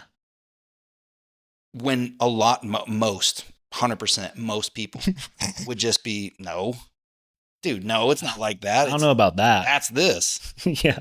Like, me and Tiffany were talking about, like, there's fucking people at work that are just like, Chevy's the best car manufacturer. Oh, they are. Like, you're a fucking idiot if you think any of them are the best at anything. Yeah. Yeah. They're all doing the exact same thing. If there were an objective best, that's all we'd be driving. Yeah. You know? Because then there wouldn't be an argument. It'd be like, that one never breaks down and never has. And then when you offer some kind of information to refute their claim, it's like they triple down on it, dude. Mm-hmm. Which is so ridiculous. Well, that's a weird tribal thing, right? What is? I feel like people, if too early in their life they attach identity to an object, a brand, a group, then they develop this position of like, Chevy's the best because my dad drove a Chevy and like he said it was the best, and now I've adopted that belief. Yeah, and I'm sure. Defend it, right? I'm sure the longer the conditioning process, the harder it is to get out. Nike is the best shoe, and it's the only shoe. And if you ever say anything is better than Nike, like we're gonna start sharing aggressive words. Yeah. That's in Monster energy drinks. The best. That's why I have this tattoo right here. Delicious. Dude, sometimes it's like, what a favor some people are doing. Getting a Monster tattoo. No, to me. To just know right away, like, oh no. You know? They're just like, I'm just going to tattoo the red flag on me. Yeah. I'm kind of doing that. Tattooing a red flag on you? Yeah, with your pineal gland? Yeah, dude. It's been working great. I didn't initially go into it with this in mind, but it has not failed me yet, dude. There's something interesting about, I don't know if these things are necessarily juxtaposed, but there's this like psychedelic open mind, patriotism. Yeah, two different points in life. Wow. But also still relevant to me. It's a very interesting contrast. I don't think they actually oppose each other, but it's just, you don't expect the other. And the idea would suggest that you could not have that nationalism type view if that's how you're perceiving the tattoo and its meaning. Mm-hmm. And also be like freedom loving, connected to source on the other side. Like, whoa. Yeah. Which one? Tell me about this. That was mainly out of the idea. I actually wanted, this artist was really good. Yeah, did a great job at what he does. Mm-hmm. He was not good at listening to what the fuck I want. I asked for a tiger. So I had asked for an immense amount of other details. This chick fucking listens, and all she asks you to do is provide her an example so she doesn't do it not to your satisfaction. That's smart. So when you're doing something permanently. Yeah. This guy was like, I got the general idea. I'm like, okay, but like, did you hear me when I was talking about this? Yeah. I'll take the wheel from here. And he didn't do any of it. He fucking pissed me off. When all like the Black Lives Matter shit was happening and the country was getting really divided and really angry and all the riots and all the bullshit. And I was like, man, I really just want to go back to like one country, united, for a cause, not this divisive thing that we're doing right now. Mm-hmm. And that kind of triggered it, right? And it was partially based in like military service of like, okay, that's kind of like my identity back then in some ways. That was important to me. So there was a it covered a lot of different bases for me. But the main one with the letters, one flag, one land, like let's get back to just unity. Yeah, what America was when it started. Yeah. And I still wholeheartedly believe in that. It's gone. Mm-hmm. Right. But I would love to have that back. I wonder if we ever will, because it's like part of the reason that existed to begin with is because there were people who lived through that change and that development, right? And they had to now we just show up in the world and it is what it is. We don't know, like, there's no you skin can in the know game the for history, average person. but you don't have the experience of like the effort that went into creating this thing. Right. So you're just kind of like, all you know is what it is now, and it's easier to get salty about that. We are the spoiled rich kids. Mm-hmm. And everybody who built this motherfucker are the people that are like, these fucking kids these days. That's what was so weird to me when like the privilege talk became such a thing. Because all you gotta do is look at another country that's not doing as great as us and be like, what are we talking about privilege for? Like, we're living in America. And like, some homeless people have it better. Oh, for sure. Than whole countries, you know? Like, yeah. Like, I don't know. Yeah, where you're measuring the poorest person you know has the smallest flat screen TV. Right. And the oldest iPhone. And it's like, right, yeah. Oh, my car had water this week. So. Right, my car barely works and someone's like, what's a car? Yeah.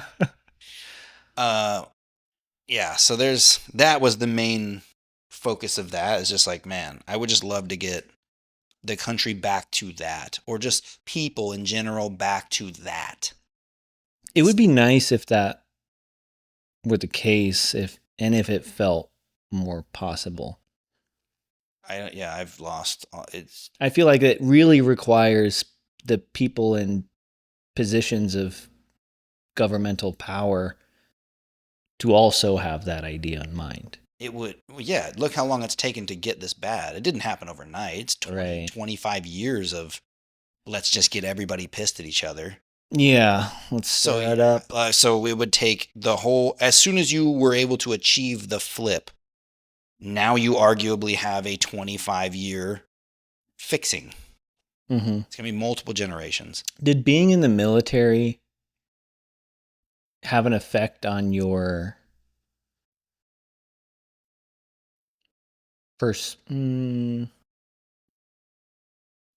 your feelings of nationalism or patriotism? Like, did it? In a negative way, yeah. In a negative way? Yeah, I don't like what we do. Tell me more. Because I have no perspective, really. 13 nautical miles off of the coast of any country is worldwide considered open water, free water. 13? 13 miles. That's not a lot. No one owns it. You're not allowed to own it. You own 13 miles out from your land, basically, as any country that borders water. We are in the middle of the fucking ocean on a gigantic warship, and then we drop other little boats off of that ship, get dressed up like we're going to fucking kill everybody, pull up to some other boat that looks suspicious based on what we deem as suspicious, and say, we're coming on to take a look. Who the fuck gave you that right other than we got more guns than you? The helicopter circling with missiles and a guy standing in it with a fucking 50 cal says, you're going to let us on or we're just going to fuck you up. What is that?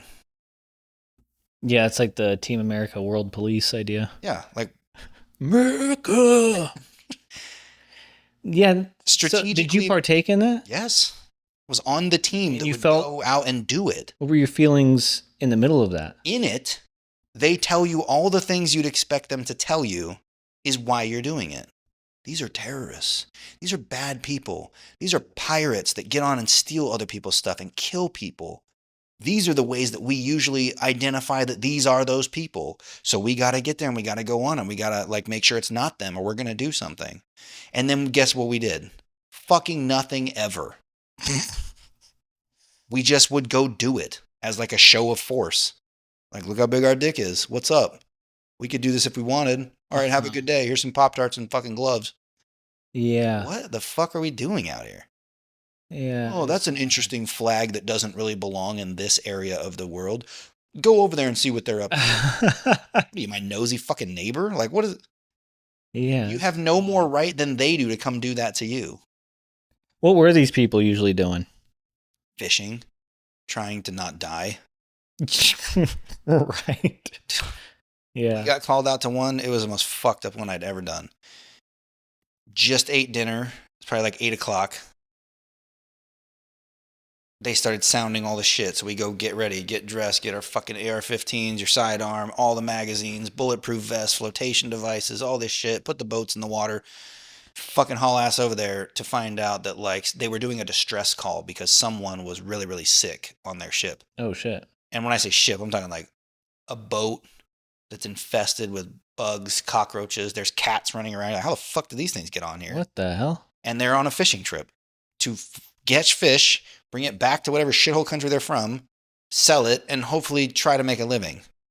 So after doing a 3-way fucking relay thing, trying to find anyone within radio distance that spoke their language and English so that we could, what is he saying here? Tell that guy 10 miles away. He tells us in English what he said. So we tell him back in English what we want to say to him. And he says it back to this guy and we hold up the thing for him. It was a nightmare, dude. It took hours to find out that. Then we bring our doctor on board, try to figure out what the fuck's wrong with him. He had a kidney stone. It was so big, he completely blocked your urethral canal. Oh, God. So he was filling with his own piss to the point where he hadn't pissed in 3 days. Oh, shit. And the doctor told him, like, you guys need to head back and let him off and get him to a hospital or he'll die in probably a day or two. And they said, oh, well, this is a 30-day trip, fishing trip, and we're only 10 in, so. Guess he's dying. And we're like, no, sorry. Must have been a language thing. Yeah. You don't understand. He's going to die if you don't take him back today. Yeah, well, then he dies. He knows the risks. That's what they said. He knew the risk coming out on the fishing trip. He knew it was 30 days. We're not going back before 30 days. Wow. We don't care. Yeah. That was after getting on board. And when you come on, you do this full fucking hostile takeover thing where you get everybody on the front of the boat so it's safe for you, right? And they're not like behind you, around you, all over if they decide to do something.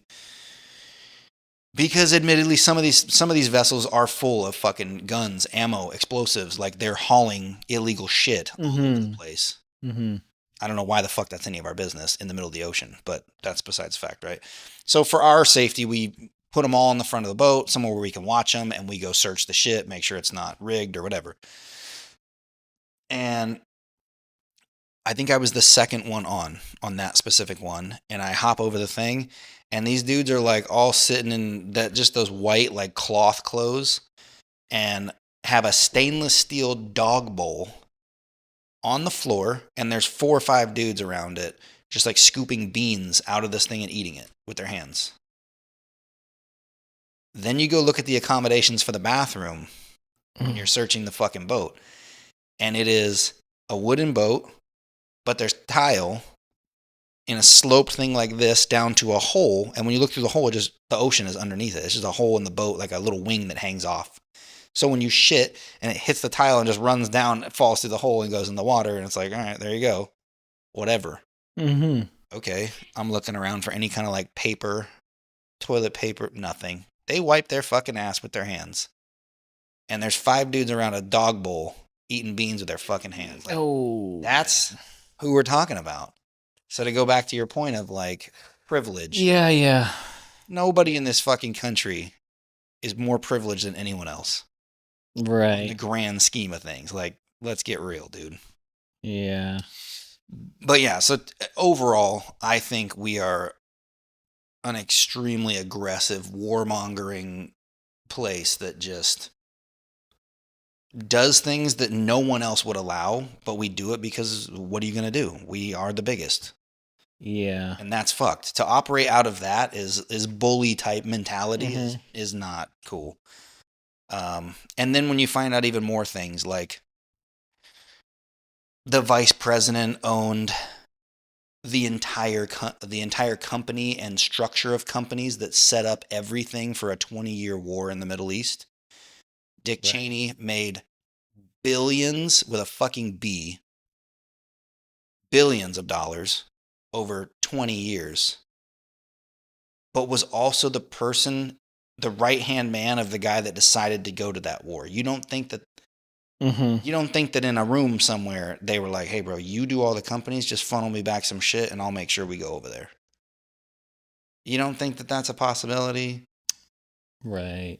So when you start finding shit out like that and you follow the money and you link it with the decisions that have been made for this country's past, it ain't good, dude. Yeah, it's a shame.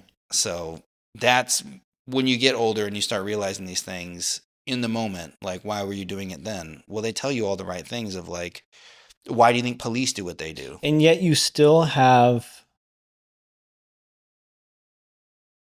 some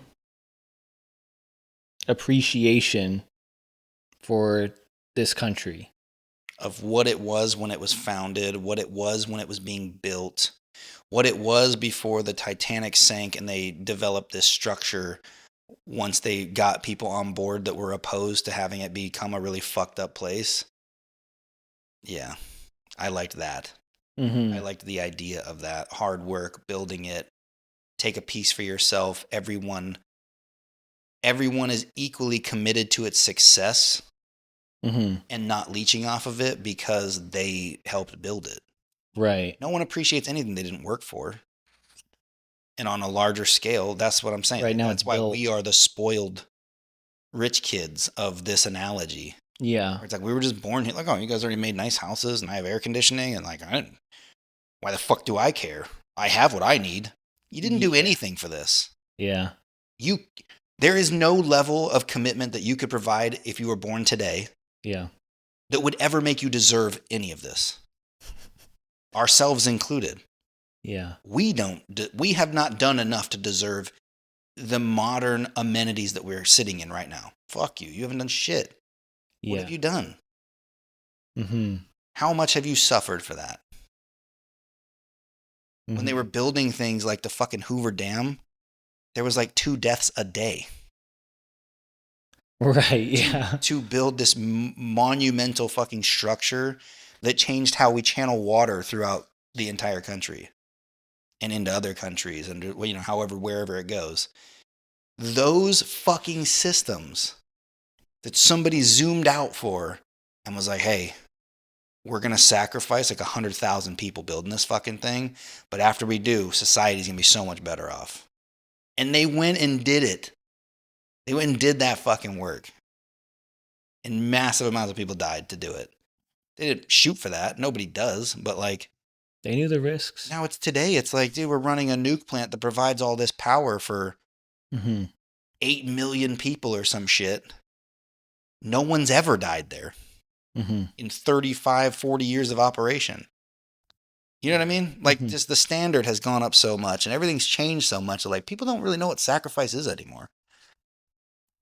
Yeah, that's true. Or their conception of it is on such a minor scale in comparison. I heard, which is really what we were trying to build. Yes.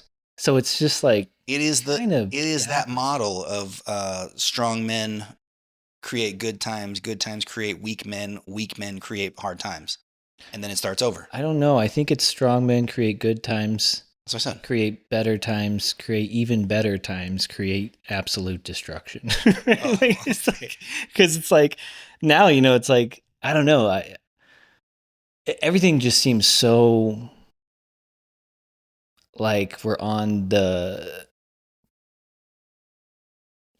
like strapped to a rocket now with the AI thing, and like the future seems like I don't know what direction it's going to go in, but we're going to go really fast that direction, Yeah. And and the potential for like ease that can be created is just like, man, I thought like we obviously had it really easy in comparison to 100 years ago, but this next generation, man, like I don't know I don't know what kind of world they're going to grow up in, but And what kind of people does that make? That's the biggest problem. but they're like so much of life is going to be outsourced.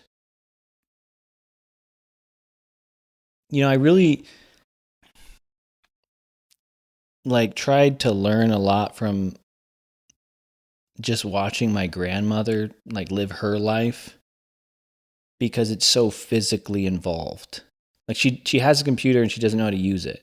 And she had a cell phone that it like sat on its charger in a room. Like it was basically like a house phone. It was only there to contain contacts for certain people. And she like spent her day like in her garden, right? And she would grow food that she would then prepare and cook and eat. And like her whole life was like that. Like she's making contact with it. And like even like she had a dishwasher, but she didn't use it. She would just wash all these dishes by hands. So she's got like full accountability over like every aspect of her life is what it seems like. But now like we're reaching this point where you can outsource so much of your life to something else. Like with the dishwasher, for example, it's like, yeah, you can just put the dishes in the dishwasher and then you don't gotta worry about it. If they come out dirty, that wasn't you, that was the dishwasher, right? And then you see how that technology removes personal accountability in a sense, right?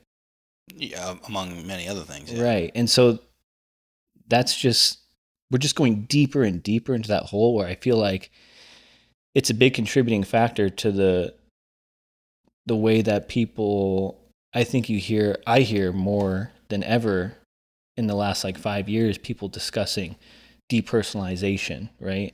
As something that they've experienced. And I think a big part of that is the lack of contact and engagement with like our lives, you know? You don't have to have any of it anymore. And even if in let's say you have an office job where everything's digital, you know, and your money's digital even, right? And yeah, I don't know. I was thinking the other day too, like I wonder if like Is that bad though? Before we get off on another trail, mm-hmm, think about what someone would say the outsourcing, 200 years ago to what we are now. it's not theoretically bad because like of the time that it opens up to us, right? Well, I'm just saying, we always talk about like, oh my God, I can't.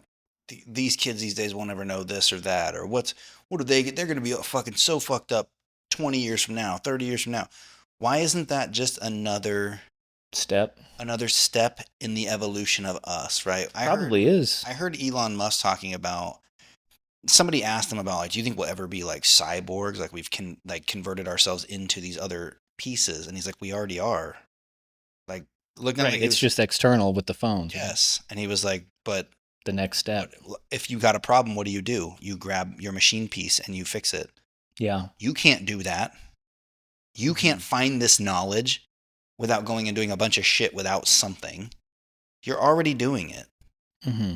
So he's like, what's the difference between that and then just instead of taking the piece of physically having to grab your phone and input your thoughts this way, to just put a chip in your head and have it fucking tell you? What's the difference?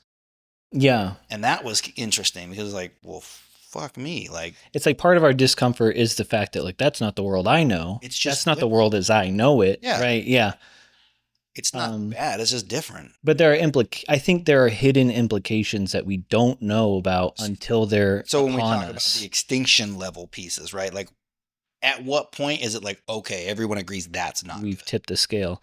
Well, if we made a dramatic jump, we could probably collectively say, "Oh, that's the tipping point," right? But if it's just inch by inch, we probably won't know, right? Yeah. Yeah, because like if we knew the consequences of social media to begin with, it would probably look a lot different today. But it was just an inch by inch game, taking more and more, right? But yeah, I had this thought like, we live in like a kind of consumerist culture where people are largely obsessed with like shopping and products. And I had this thought of like, I wonder if that could be related to this detachment thing that I'm talking about earlier, where it's like, imagine you're working your ass off at your job, and then eventually you get a paycheck, but the paycheck is digital, so it just enters your bank and it's just numbers on a screen, right? And that's unusual. As a human being throughout history, you see directly the result of your labor. Mm-hmm. And I wonder if not seeing that creates a gap that we then feel compelled to make a purchase so that we can have a physical thing to prove that we accomplished something, that our work meant something. You know what I mean? That there was a result. You had to show the value. Yeah. By transferring the value from the account that meant nothing to you to a physical item you could hold. Yeah. Maybe if someone handed you the stack of cash as a paycheck, it might take a little bit of that edge off. But the fact that it's just, I don't doubt that at all. I think, I don't think anybody would doubt that had like a fucking brain, really. Because I don't know. They talk about, what's his name? Dave Ramsey, the financial guy. Mm-hmm. The fucking Is that the shark guy? No. I don't know. Shark guy. Gordon Ramsay's the cook. Dave Ramsey's like the guy that runs the little talk show thing, and people call up and they're like, I'm $60 million in debt. How do I fix this? Oh, yeah, I don't know. Gotta name every dollar. That's his fucking thing.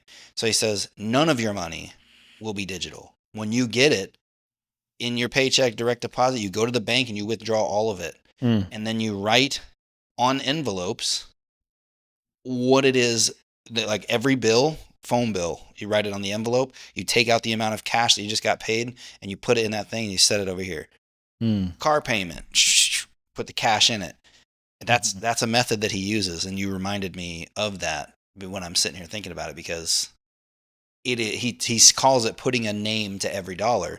So you're not just like, it's not real. Swipe and it's gone. Swipe and it's gone. Even without going as far as separating it into envelopes, watching the physical depletion is way different. That's what he's trying to do. Right, than watching the number Yeah. that goes down that barely existed to begin with. Yeah, I can't wait for you to experience it with a fucking kid, because like we give the kids an allowance. It's the same allowance no matter what. And it's not really for doing the things, but they are expected to do the things, right? But that's not like how we run our household. You're not going to get paid to put your clothes away. You're not going to get paid to feed the dogs. You're not getting paid to clean up the responsible yard. Stuff. Those are that's life, dude. Like, this is your shit you got to take care of. But we did want to institute, I think like $50 a month is what we give them or something.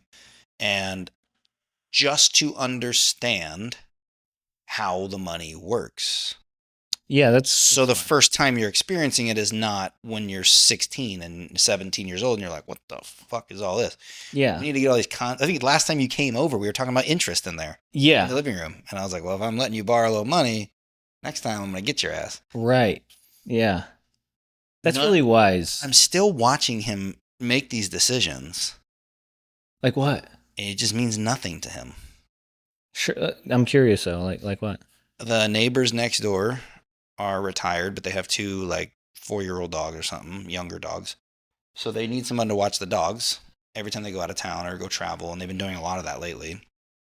So Kenzie feeds and gives medicine to the dogs and watches them and lets them in and out of the house several times a day, does her thing, right? And then they said, hey, we're going to be gone for like a week.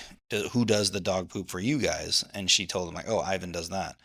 And they were like, hey, if we pay him like $100, will he do the dog poop and, water down the turf and do all this stuff for the whole week?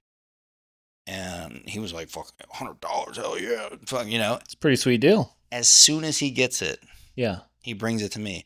Will you put this on my card? I want to go buy some stuff on Minecraft. It's in and out, in and out, in and out. Non-consequential. Doesn't give a fuck if it's in there. I even caught him doing this thing where I was getting alerts on our bank because he has his own debit card attached to an account that we own. He's not his, but he has control of it, right? But I've set up all the protections. Like, it won't let you overdraft. It won't let you do these things because I know he'll fucking do it. And I start getting these emails of like, he's like 10 and 20 grand in debt. yeah, from fucking overdraft fees. And I get an email that's like, insufficient funds on this account. Insufficient funds on this. I'm like, what the fuck is? So I call him. I'm like, will you go see what he's doing in his room with his fucking card? His brain, when I asked him, like, I want to know where you were at with this, spending money, but you didn't have any money. He's like, oh, I just try, and if I have the money, it goes through. I'm like, well, what happens when you don't have the money? Like, it doesn't let me, and then I know I'm out. I mean, he knows there's a brick wall there, so there's logic to it. Yeah. But he doesn't understand the consequences of hitting that point sometimes. Or what are the consequences? I told him about overdraft fees. I said, hey, if I didn't have that set up, oh, right, because I thought ahead, yeah, you would now owe the bank like $90 for those 3 times you tried to use money you didn't have. And he's like, what? Right. Yeah, dude. Yeah, don't act like that's a feature continuously. Yeah. So there was that. Interesting. But then it was just really the big picture idea of just like no forethought, no planning, no saving. It was just like, got it, put it on this thing, get rid of it. Which maybe is a kid thing, right? Like, I just want this stuff. I want this new cool thing. What is money to him? It affords him the things that he values. What does he value? But basically just this. But the thing you walked in on was him having no money because he immediately spent it when we gave him his allowance. And then something came up 10 days, 9 days, 14 days later. Mm-hmm.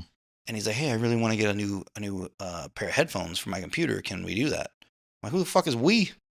Yeah. I'm like, you could do that. Where's your $50? Oh, I spent it already. Right. So really, it's I don't know if it's so much money as it is he's trying to develop a relationship with the future, that isn't quite there yet. Well, also when it came to payback time, right? Mm-hmm. Of that whole ordeal. I would deposit the money in his account and withhold the $14 of the loan for the headset from the last pay period that he said he would give me. And he like looked at it and like didn't even think about it. I was like, usually I get 50. He said, what's this about? No, he didn't. Oh, okay. It just didn't even, how much do I have in my account? I'm like, oh, you just got paid. So you got 36. Okay. Word, I'm spending it all. Yeah. How much can 36 get me? Yeah. Yeah. So I don't know, dude. I don't know if it's just like kid stuff or if that's just like some of his personality. It feels like it's the detachment from like, this is not real shit that I will run out of because it's just a number somewhere. Yeah. Especially him. He can't log on to the bank and look. He always has to ask me, how much do I have? 80 cents. Oh. Yeah, nothing. Partly. There was this one study where they did something called the marshmallow test. Are you familiar with that? Not from that name. So they had they would bring a kid in the room and they would give them a marshmallow and they'd be like, so you can have this marshmallow if you want right now. But I'm going to leave the room and I'll come back in 10 minutes. And if I come back and you haven't had that marshmallow, if you haven't eaten it, I'll give you 3 more. But if you decide to eat it, then that's all you get. And then that became a way for them to predict that same behavior throughout life, basically. Like the people who are more impulsive and just want the immediate satisfaction tended to just continuously be that kind of a person. And then the people who would no, I'm going to wait. They follow him for 30 years to complete the study? How do you know that? I believe so, but I can't say for sure. Like a super long term. There's been longer studies than that. No, I'm just wondering if that's how they did that. Yeah, I can't say for sure, but yeah. Yeah, I mean, I know people with kids, and they talk about one kid blows it as soon as they get it, and the next one has $280 in their savings, and I'd be eating that marshmallow. They don't want to spend anything. Yeah. So I think it's personality shit. Yeah. The more interesting thing to me is what shaped that. Yeah. But I'm very similar to that. It took me a long time to start saving money because when I was young, and we've had this conversation before, but it was I saw my dad work a lot Oh yeah. and like lose everything. So I had this idea that like if I don't spend it, someone's going to take it. So I would spend I'd Ivan it basically. I know how much money I had until I got paid again, and that is how much money I spent. For like too long, honestly. Mine's always just been like, do I have enough to get what I want? Right. I've always just been obsessed with always making more. You just like number go up. Yeah, for specific reasons. But when you live like that, it's kind of always like, do I have enough? Yeah, I got enough. Fuck it. I just want to. I'll get what I want to get because I got more, and I'll always make more. Yeah. And then I've proven that over time to myself to be You can trust yourself. confident in that. Like, Yeah. That's pushing the limit of like how much I'd want to spend out of my savings. Fuck Yeah. it. I know I can make more. I know I'll get more later. Yeah. And that's gotten like more and more as time goes on, but I'm not like a super frugal person, but I also don't like just go blow it because I have it. Yeah. I guess I'm somewhere in the middle, but I will be looser with myself with a purchase if I think that it's contributing value to something that is going to make me money in some way, right? Like, I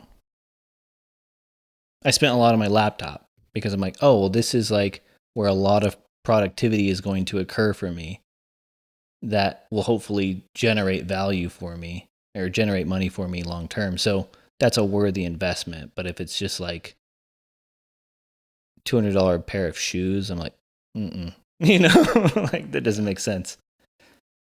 I think that's normal. How many pairs of shoes do you have? If you asked me that a couple months ago, it'd be like 2. Yeah. But I've recently got into like trying to. Man, that would get deep if I had to explain that. I need to know now because we're just talking about shoes. I need to know the whole fucking spider web of Fuck that. that has gone into The idea that life is not happening at you, to you, around you.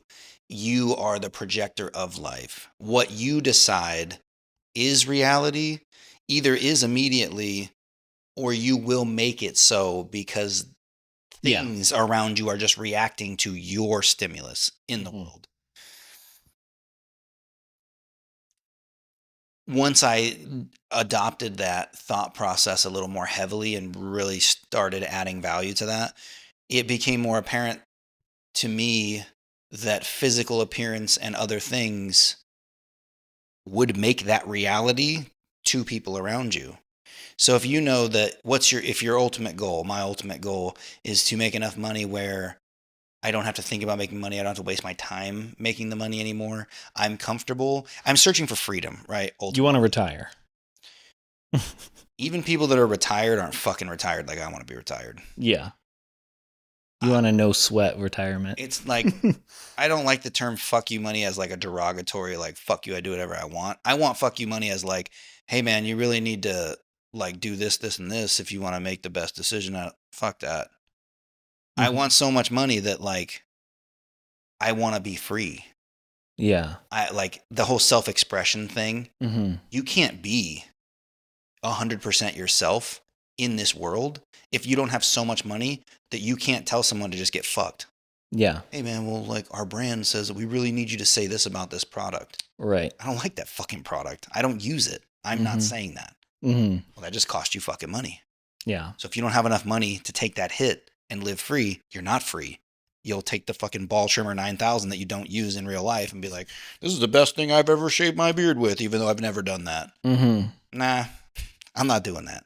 Yeah. So if that's the idea, right? The abundance to the point of like, I'm truly free because no one can tell me to do it and have some kind of leverage to get that out of me. That's what I'm in search of. To do that, there's a lot of ways to do it, but a lot of it is networking.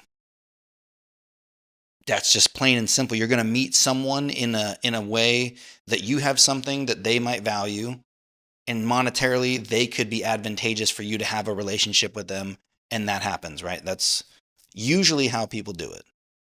I've seen a lot of stories where a guy was on an airplane and he got upgraded to first class just by happenstance because they overbooked the shit. Mm-hmm. His whole story boiled down to, I always fly first class now, not because I want the bigger seat or whatever, but because the people that would be most beneficial for me to be around in my life and absorb things from to keep pushing myself further, He's trying to keep himself around. where would they be? Mm-hmm. In the more expensive seat, Mm-hmm. because they have the more money to buy the more expensive seat. So that whole idea kind of like all these things came together, right? As like well, shit. If all I wear are my fucking same tattered flip-flops and my shitty fucking cargo shorts, and I don't care about fashion, so why the fuck would I buy a nicer shirt to go out?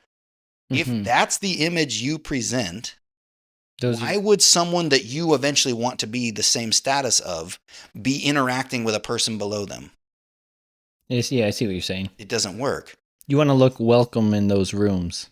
You want to play the part because Mm-hmm. you are the part. Sure. And what's the difference between you not being the part now, just because you haven't accomplished what the part This is gets? basically like dress for the job you want. Yes, I used that same analogy like 2 days ago to Tiffany. Mm-hmm. Or the fake it till you make it. It's kind of like that, but I don't like that because you're not actually believing that you belong there. Fake it till you become it. That's Yeah. another way that it's been put. But that is it. Mm-hmm. And really how I look at it, that sounds negative in that context. I don't like it, but how I think of it is, what would I be doing? How would I be dressing? What would I look like with already being in that circle, in that place that I see myself wanting to be in? Yeah. Why don't I just do that now then? Mm-hmm. Unless you're physically restricted, monetarily restricted, why would you not be acting the part of what you already want? And if you act the part and carry yourself in the way that that guy would, how long would it take for all of the people interacting with you and the universe around you to just all unanimously agree, like, oh, this is him. He is this. And then you get the things that come with being that. Yeah. So I own like 8 pairs of shoes now. I love that we went down that hole. But that's where I'm at now. But one step further is the Nick that has so much money, he can say fuck you. And so theoretically, those people exist too. What I'm thinking of, like, I'm in total agreement with you too, but I'm also like,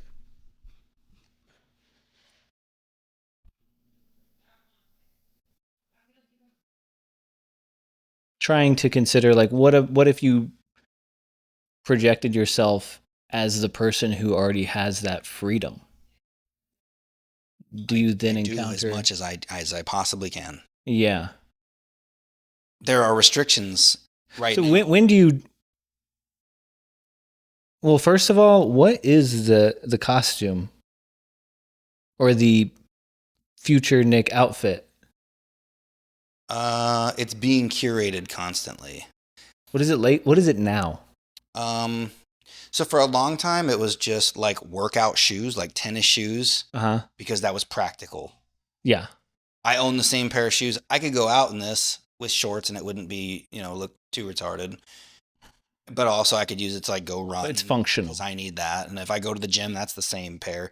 It changed from what do I like and want versus how little can I spend and still accomplish the tasks I do every day. Mm-hmm. That was the identity switch, right? Yeah. So it became less important about utility and more important about the style and self-expression of who I think I am or how I feel comfortable.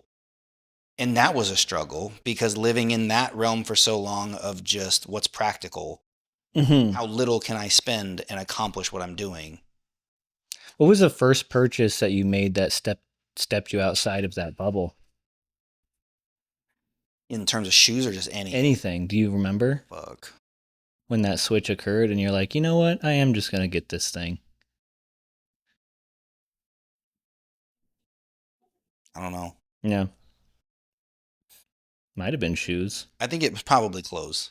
Yeah. Because I had to ask Tiffany. I even asked ChatGPT. Dude, I've been doing all kinds of shit on there that's hilarious. Yeah. I had her take a picture of me and be like, fucking give me a different haircut that would look better.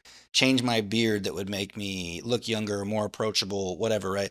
Whatever perceptions I have that I ask people shit all the time, Yeah. trying to get information about their perception of me. And if it's not what I like, I take that back into consideration. Like, that's not how I want to be viewed. That's not how I want to be looking like I approach or, Yeah. and I'm like, okay. And I'm like, can you isolate like certain traits that like, why do you feel like that? Like, what have I done? Mm-hmm. Because people will tell me like, yeah, dude, I would not ask you anything if I didn't know you. I wouldn't come talk to you. You Yeah. look angry, Uh-huh. I get that too. very intense, or just all these things, right? And I'm like, all right. Like, do you have certain traits in mind of like what makes you say that? But then they'll be like, dude, but then I heard you talking to this guy. I'm like, oh, this guy's fucking cool. He's Yeah. funny and like has a good time. You're not anything like you look. Mm-hmm. Like, well, that's a fucking problem, isn't it? May or may not be. Depends on what you're going for. And in my insecure whole entire fucking life, I accomplished exactly what I was going for. Mm-hmm. Leave me the fuck alone. Don't talk to me. Right. Could be a mistake. Yeah. I don't want to have to defend myself from you in any way because I'm not confident that I can. So let me build this persona that makes you not try. Yeah. Leave me alone. Dude, I fucking win. Yeah. Perfect. Nailed it. And then you get older and more confident and realize all these things were your projection of right. bullshit. And then you're like, well, damn, I really want to connect with people and I really want to do this and that. But I've built this thing that's the exact opposite. Yeah. So now I'm trying to like deconstruct this thing. Mm-hmm. I don't lift heavy weights anymore. I run more. I do more. I'm trying to like shed muscle mass to the point where it's. You look like just an average Joe. Not that much. Like I still want to like at a glance be like, oh fuck, that dude gets after it. Yeah. Because that's respect. But you're not competing. You're not fully yourself. I always like so many little puzzle pieces that happen in my life and I hang on to them and then I assemble this other picture with it later on. Watching them interview girls on the beach and they're like, what do you show me the physique you prefer? Dude, it was like 8 out of 10 girls went for like normal dad bod versus like six pack guy. And then they would ask why. Pick one of these 8 physiques and tell me why. Oh, I like this guy. Why? Why not the six pack dude? Like, that motherfucker probably lives in the gym, doesn't have time for me. He's uncomfortable to lay on. If I put my head on him, he's fucking bony and hard and not like squishy soft, like nice to be next to. Yeah. And then the biggest one that they would say is if that's his expectation of himself, that's his expectation of me. And I don't want to deal with that. That's interesting. I was like, damn, dude. So there's stuff like that I just compile all this research over hearing all this shit. And I'm like, that's not the fucking picture I want to put out anymore. But it's hard to change stuff that you've never, like 30 years of that conditioning. It's really tough. Like as you start to develop an interest in understanding yourself, you hit a wall where like part of who you are, you don't know because it's the part that is observed and you can't observe. Like you don't know what it's like. You don't know what your presence is like when you walk into a room. Yeah. The way someone else does. You'll never know. And it's frustrating to have to rely on someone else to tell you. And it's really difficult to get that information. Yeah, it is. And also, they don't want to tell you. They don't. And also, it's different. I like begged them. It's different from person to person. Like you'll get a different answer every time because everybody's responding to you differently, right? It's almost unanimous. Yeah. Unapproachable. Yeah. Not fun. Wouldn't fuck with you. I have had a lot of people who have told me like, yeah, I thought you would be an asshole. I'm like, shit. Because I honestly did the same thing. Like I reached a point where I just actually felt socially exhausted. And I just didn't want... Just done participating. I didn't want to be approached. I wanted to be the one doing the approaching. I wanted to like... Once you've deemed like someone was like at least approachable. Yeah, when I'm like, that's someone I'd be interested in talking to. Then you know what I mean? But Yeah. I don't want people coming up to me and like getting into my space. I'm trying to be alone, you know? But then yeah, it's not like I can just flip that switch off, or that I always know when that's like I did at some point that became a default. And I'm like, "Oh shit, I'm always walking around like with an angry face on, I guess." I don't mean to. Yeah. Part of me was like, is it because of Arizona? Because I'm outside, like, you know? And you just kind of naturally get this face that's actually trying to protect your eyeballs from UV rays, but now it just makes you look pissed off. Yeah, I don't know. Yeah. So it was the deconstruct to reconstruct. And then I got like, this is a recent development. Like people at work are the people I see most now. So every time you show up in a way that they haven't seen before, there's always comments or the questions and I was like, you know what? That used to bug me because I felt like an imposter because I hadn't done this. And I was like, you know what? I'm gonna do something a little new. I'm gonna wear these different shoes I've never worn before. Look Mm-hmm. a little nicer and wear some cologne and just do these weird things that I've never done before. You're insecure in that moment. You're not secure with that choice. You're not secure with what that means. It's different. Yeah. You You don't know what to expect yeah. now.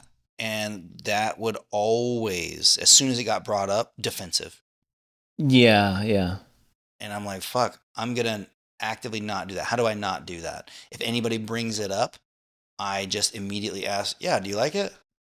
And put it on them to have to either consciously be a fucking asshole and be like, no, it looks like shit, Yeah. or make them say something nice about it. And I've done that now to people so much to the point where I could probably wear some wild shit and walk in there Yeah. and they'd just be like, oh, hey man.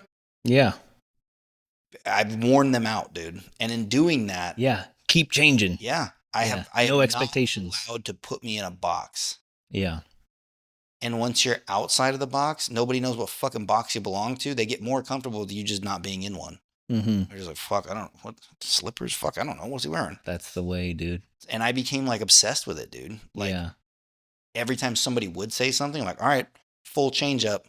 Fucking shave my face completely. Get rid of the beard. Grow a different beard. Do this. Change my fucking hairstyle. Start wearing hats. Different glasses for no reason. Wearing glasses that aren't even fucking sunglasses. And they're like, oh, I didn't know you wear glasses. I'm like, I don't. These aren't prescription. What? Like, they just fucks them up, dude. And the whole time, like, you like them? Yeah. Force them to say something nice, and then it, like, reaffirms. Mm. They're like, oh, nice. That was a good interaction. I just started taking pleasure In breaking expectations. just being whatever I wanted for whatever fucking reason that day. And if you have an issue with it, that's your fucking issue. That's badass. But that was like a lot of different avenues. It's like Mm-hmm. fucking psychedelics, EDM music, going to different things, and just not censoring anymore. Yeah. And the less and less you censor, the less you subconsciously start thinking about your answers before giving them. Because I was always planning them out. Mm-hmm. Hey, what'd you do this weekend? I could tell them I went to an EDM show. They wouldn't be expecting that. They'd probably think I was on drugs. They'd probably they'd probably say something negative about it because they don't like it. Nothing much, man. What did you do? Mm-hmm. You just committed a crime against yourself. Right. Yeah. Why not? Why not just fucking give it to them? Oh, I went to a fucking EDM show. It's pretty cool. What'd you do? EDM? You like EDM? Yeah.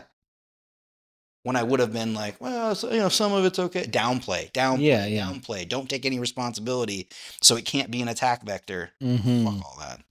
I'm done with all that.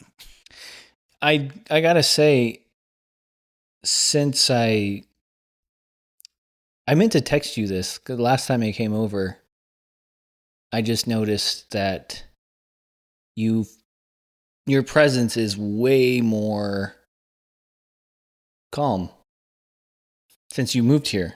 I don't know if that's the thing that changed it, but you seem like there's not a bunch of background noise in your head all of a sudden. That was the major portion of this move, was simplification of life in general, but just I think it's had a noticeable effect. thank you. I'm happy for you. Like, that's great. I feel that it's different, but it's always hard to, like, Mm-hmm. and you get busy. This place had its own set of like new things of like, fuck, you gotta Adjustment period. do all this shit and get new stuff and do all this and get into the. It takes longer than you think to transition to get rid of stuff or out of things that you no longer are wanting to be attached to, Mm-hmm. and then build a new, identity more or less of like, this is now what we want to be doing with our time. Yeah. So we're still in that phase, but it's just taken a lot. But it's nice to know that it's at least noticeable, because that's the same Yeah. shit we were talking about earlier. If Yeah. your presence starts changing towards the life that you want, Mm-hmm. you're going to get noticed by the people that you want to be around. Mm-hmm. It's all part of the puzzle, Yeah. Nice. Is there anything that you got rid of that really felt like, oh, that feels good? I mean, a lot of physical stuff. Yeah, yeah. That's what I mean. Just shit. Like, dude, somebody asked me at work if I was like, okay, because they saw me posting all my shit for sale, and I was just giving everything away to everybody. If it Mhm. didn't sell in a week or 2 weeks, I text you, like, you want all this furniture? Mhm. You can have it. Mhm. Like,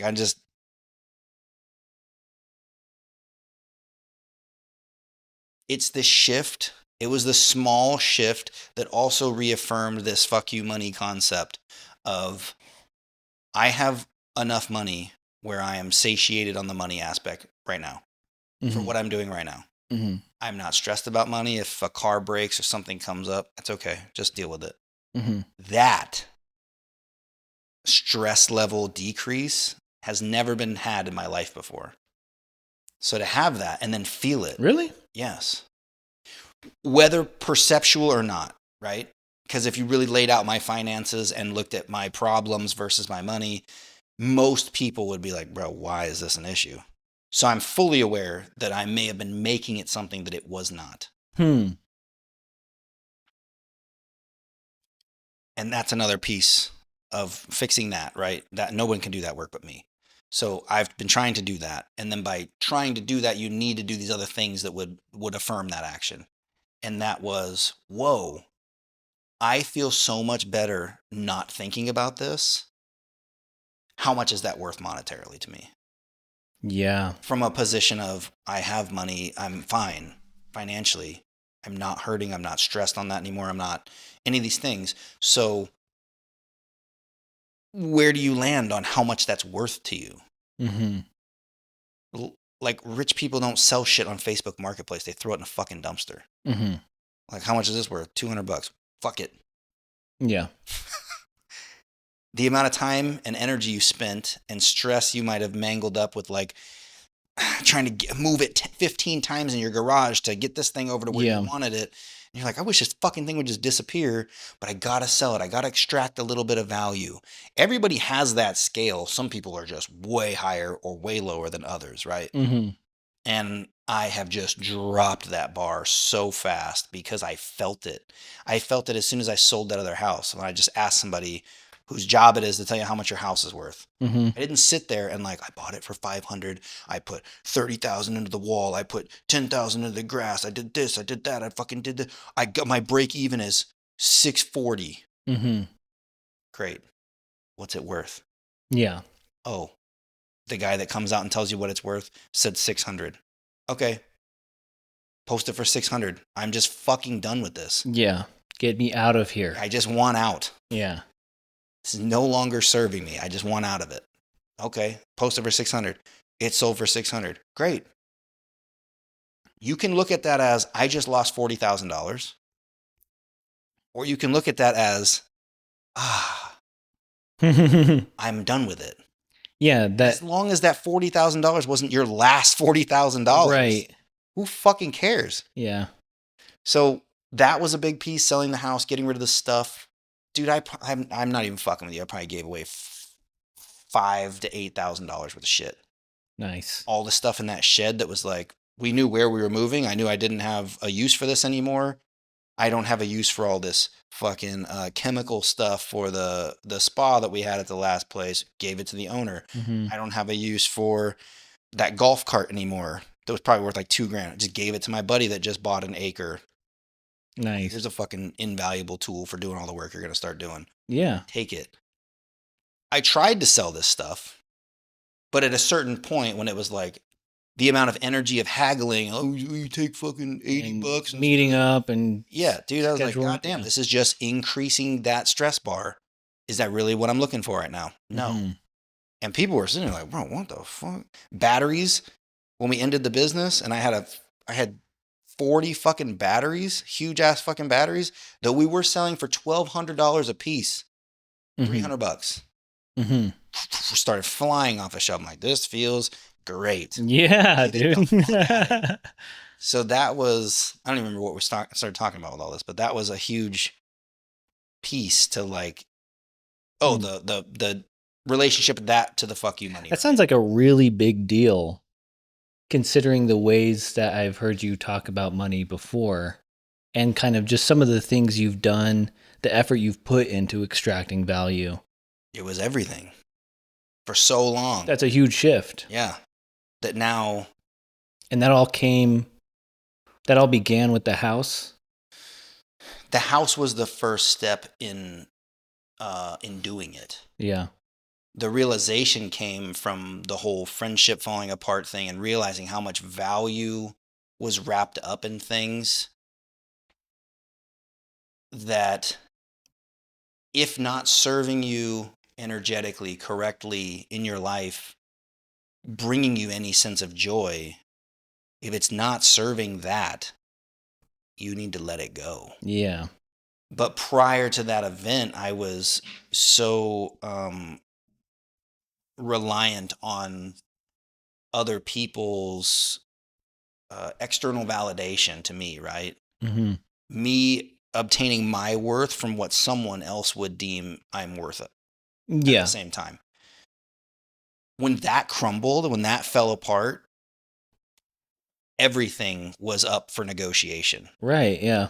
And it was like, well, fuck, if that's not real, is any of this real? If I'm now willing to put myself above this relationship, above this friendship, above whatever, because that's more important to me now. Mm-hmm. What is all this other stuff? Does this make me happy? Mm-hmm. No. When I think about that, I get stressed out. Get rid of it. Yeah. If it's worth 500, can I make a quick 100 on it and not lose everything? Great. Mm-hmm. If I posted it and it's been sitting there a week, I put it on the fucking curb. Yeah. Or I try to ask somebody at work, you want this fucking thing? They were literally asking, like, bro, are you going to fucking kill yourself? Like, what's going on? It was a fire sale of shit. I'm like, yeah. I got this stuff. Anybody want this? I just started taking videos. I'm like, if you see anything in this video you want, let me know. And I would send it to people. Yeah. Like, oh, I mean, like, if you don't want that, come get it. That's awesome. Don't fucking want it. Don't need it. Just kind of a win-win, because like not only do you like relieve yourself of the stress and burden of it, but like you made some people really happy to get a smoking deal on something that was really useful to them. Yeah. That's pretty cool. Fuck it. Nice. Everybody wins. Yeah. Yeah, I saw a thing at the beginning of 2026 that said if it cost me my peace, it'll cost you my presence. And I was like, dude, if that ain't my fucking mantra for going forward in life. Yeah, absolutely. That's everything now. As soon as I get an inkling of like, this is going to make me betray myself to be part of this. Yeah. Or this just doesn't make me feel good. Well, it's nice meeting you. See ya. Mm-hmm. I don't owe you a fucking explanation. Mm-hmm. If I go to a restaurant and the vibe is fucked up and I just want to stand up and leave, I don't have to tell you that. Jess has been stressing out because like she was having some issues at her workplace, and I just was like, just you need to quit, like now. Yeah. Like you don't have to put it 2 weeks in. Just quit. And she's like, I don't know. Like she's easily overwhelmed by change specifically, so it's hard for her. And she keeps going back and forth. You know, at one moment she's fixated on the anxiety of change, and at another moment she's like noticing the benefit of change, right? So she'll keep practice. Like No, like she's like just going on a roller she coaster. sees the two options. No, they're both there, and she's only noticing one at a time for in one moment she's like on a borderline panic attack thinking about the like anxiety of it all. And the next she's like, oh, like everything's better, you know? It's like, but she was working this job and, you know, she's been in a very abusive relationship in the past. And she worked with some guy who like is unhinged and fucking aggressive and like said some aggressive shit to her. She brought it up to like management who was just kind of like did nothing about it. And that's really just like the final straw of a bunch of things that were just like, this is not a good space for you to be in. And and so now she got a different job, same company, different location. All of those things are solved, right? There's like this other place. It's the place that she was at is like newly established, and those places are always fucked up. Like it takes a while for them to like regulate. Even out, yeah. So now she's in a new spot, which is like, you know, it's like a franchise spot, but these owners decided they're just going to have one location and put all of their effort into that. So it's way better. And everybody there is happier and they communicate. She's getting paid more. She's going to get booked more. The drive is easier. Like everything is better. But still she's like, I wish I didn't quit. Like, what are you talking about? Why would she say that? Because she's just like starting to get overwhelmed, imagining like, I don't know like what my room's going to be like. I don't know what my relationship with my new coworkers is going to be like. I don't know what the clients are going to be. You know what I mean? She's like just starting. That's a pre. I thought you said post quitting. She said, I shouldn't have quit. Well, how is that? How do you make that up? Because exactly. Well, this is the conversation we had this morning.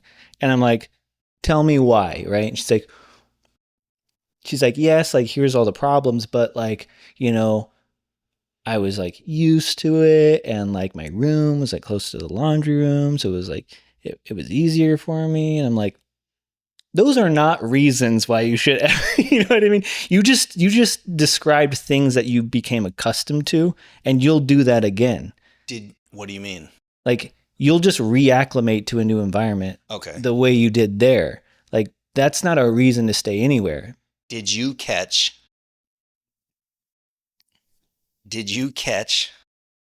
I'm sure you fucking saw this, that those were all fake bullshit reasons to put her back into a scenario that was comfortable because it's what she's used to. Exactly. Yeah. The unhealthy, your brain's not looking for new, it's looking for familiar. Exactly. And even if familiar sucks. Yeah. Well, we've been in the suck. Who cares? I know how to navigate the suck. At least I'm safe because I know what's coming. Yes, exactly. This guy's going to try to fucking kill me in the back room, but at least I know about it. Mm-hmm. The devil you do, or the devil you know, and so the devil you don't. It's funny because, like I was saying, though, I know she knows this. Yeah, we all. But in certain moments, she's like got tunnel vision, focusing on this one aspect of it, and I'm just like, dude, you're so like in this tunnel vision, you're forgetting all these other good things. So I have to sit here and go through and remind her, oh, all these things are coming with it too, you know. And she's like, oh, right. It's like crazy how long it takes to fix that. Yeah. What part? That constant, like, hey, yeah, zoom out. Look at all this shit you're neglecting. Well, it's also going to fix itself, like, after a week of her just being at this new job. Like, you're going to go there and, like, whatever apprehensions and fears and worries you have are going to be either eliminated or confirmed in, like, the first week of you being there. Yeah. And I suspect they'll be eliminated because I don't think there's, like, an aggressive male working there. And I don't think that you have like management who's like pressuring you to do everything they say and like not willing to treat you like regard you as a fucking human being and underpay you. You know, it's like all that stuff is not there. So you just have to wait until you're living the reality that proves it. and then you'll be good, Yeah. And for now, you just got to ride out this weird anxiety. And it's made up. Yeah. That's another rule that I've tried to institute. It's hard. You have to keep constantly catching yourself and turning it back off. But Buying into your own hype. Just not predicting the future because Right. you fucking can't. Yeah. And we get so convinced. Oh my God. Because you've worked through so many details that you're Uh-huh. like, yeah, for sure. That makes total sense. Why didn't you say that thing? Because I know how they're going to react. Yeah, I know exactly how they're going to react. I promise you don't. Like, because I had that too. And like every time I like decided I'm going to just say it and prepare for that reaction that I know is coming, it never came. That's crazy. Never once. Like, it's fucking insane. Yeah. That's fucking funny. Yeah, that's a big fucking deal, dude. And when I was saying it's crazy how long it takes, not the like, oh shit, it's been a week and this isn't anything I thought it was going to be. Now you know. You could perform that same transition 20 times, but still have the same nervous system reaction that she had this time. That's the part I was saying takes so long. Oh, yeah. Like to retrain your nervous system. Yes. So as the person who's introducing these things constantly, I'm like, hey, you were closer to laundry. What about the fucking better drive? What about the more pay? What about feeling safe at work? What about this? And then she's like, oh yeah, fuck, okay. It's so you could do that so many times, like 50 more times, and the mind is so fucking rigid in that one place that whatever developed as a younger person or a kid or whatever was so traumatic that it fucking etched it in there. Yeah. God damn it, dude. Does it take a long time to erase that? I see this all the time in my work because it manifests physically. And then you let it out? Some people do, but dude, I have this one client. This motherfucker was electrocuted for a minute straight. As fucked up. It tensed his muscles so hard that feeling along his what is it? Your traps, you think it like it's up here. It's actually like a diamond basically that runs down your back. And feeling along that, you can feel vertically just scar tissue, just the whole way up because it like blew out his muscles because they were so tense. That happened years ago. Now, whenever he too quickly like tenses those muscles in ordinary life, or if he's like receiving massage work and they go too deep too quickly, his body goes just reactively gets ready. Thinks I'm getting electrocuted. It's like your nervous system does not care about whatever it is you intellectually understand. He doesn't even make it there yet. Yeah, there's no bridge, It's almost like a completely separate entity that you have to approach in a completely separate way. That's all amygdala. Mm-hmm. And when you're in fight or flight or any of that, it's impossible for your brain to engage the prefrontal cortex where logic happens. Right. So yeah, when the reaction happens in the back of the brain and doesn't allow the front to take over, that's what you get. Yeah, the body's just like, this is happening again. Yeah. It's so fucked up. Yeah, and so that's exactly what's happening in these scenarios, maybe in a less obviously physical way, but like it is physical, it's like the same chemicals are being released in response to a situation that feels slightly similar or like creates anxiety in a similar way, right? The physical is the symptom, right? Would you agree with that? Yeah. The physical reaction is a symptom of the thought manifestation of the brain, wherever it ends up happening from, in the brain. So it's not your body reacting, it's your mind telling your body that something's coming. Right. How do you work on that? But other than to go deep into your own thought processes, your own mind. But when would you ever have heard that in your entire life? Can you imagine even one time that you've been told that you could do that work? I've never been told that ever in my life. And it's weird with like with the physical stuff, like this guy who was electrocuted. So this guy kind of needs deep tissue work, but doesn't respond to it because it causes that reaction that he's not even consciously aware of. He's like, I'm not trying to do anything. Like, I'm fine. It's just doing that, right? So I have to like approach it almost like a defensive animal, Like, it's all right. It's all good. I got to just like slowly trick it into the deep tissue because it's as slow as possible, work deeply into those muscles. Because if I go any faster than that, and I like the last time I had him, I accidentally went just a hair too fast, and it was, I'm like, oh, guess we're done here. It's so fucked up. Shit's so weird though. The body is. Fuck. But I mean, everybody I see has some version of that. Yeah. It's just like most people have this like tension in their upper bodies because like our instinct is to, when we're feeling threatened, to protect our neck, and so we start to tense up this area, right? Yeah, dude. So like the vast majority, if not everybody, I mean, I'll have some people who I sense almost no tension, but almost always have tension up here. Tiffany just started getting massaged by some lady, Mm-hmm. and that was her comment to her, was like, dude, Mm-hmm. your fucking shoulders, like upper trap area, shoulders, and then the base and lower portion of the neck where it starts going up Mm-hmm. into the skull. Yeah, That was like fucking rock hard. Oh wow, yeah. That's where she holds all that shit. Mm-hmm. Interesting thing about the neck, though, from just a primal thing, when you see, I just heard this the other day, when you see people like try to get in a fight and they're trying to show that they're bigger and badder, and they lift their head and like, what's up? You show That's their to neck. expose the carotids, to Yeah, show that like I'm not this afraid. super vulnerable thing on me, fucking do it. Mm-hmm. To like give the effect. Yeah. Dude, that fucking Chase Hughes guy that I was talking about with the DMT drip for 5 hours, Mm-hmm. he talks about all of these things because he would have to go in and do these negotiations with people and all of these like CIA investigations and trying to pull information out of people.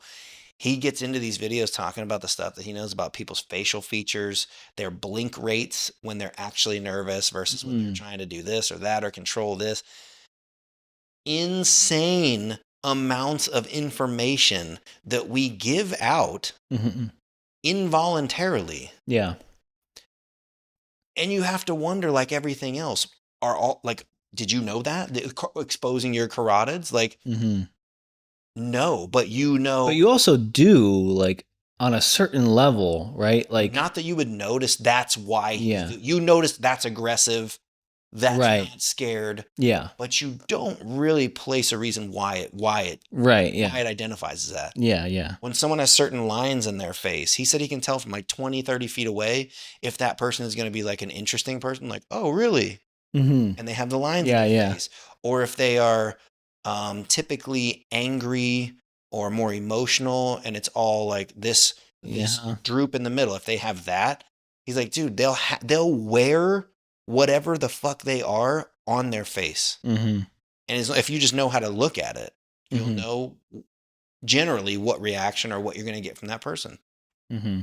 And it's just so crazy because we do all of that. I don't do that on purpose. And my face fucking wrinkly because I like am interested in shit.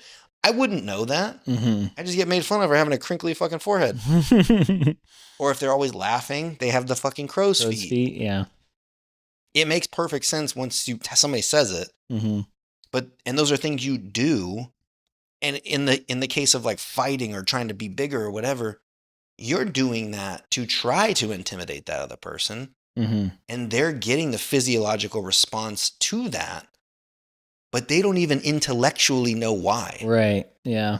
So what other underlying things in our body are happening that we have no idea why, but we know, but we're not knowing? Mm-hmm. Does that make sense? Yeah. Yeah.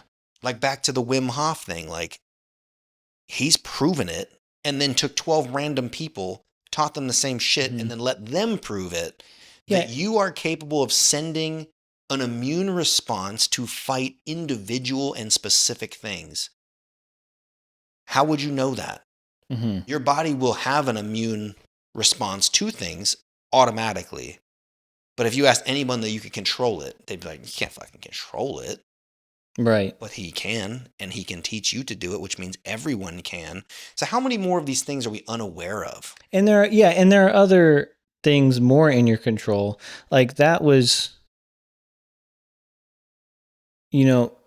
environment is the most noticeable one for me. It has become the most noticeable one for me, which is part of why I'm so happy that you're in this new space and that effort has been made to make this space like comfortable to be in, right? Because I think that's the one that escapes a lot of people. I think a lot of people just kind of accept the environments that they're in without realizing that they can manipulate it a little bit more. And I'm not talking just about like homes, but like homes, cars, workplace.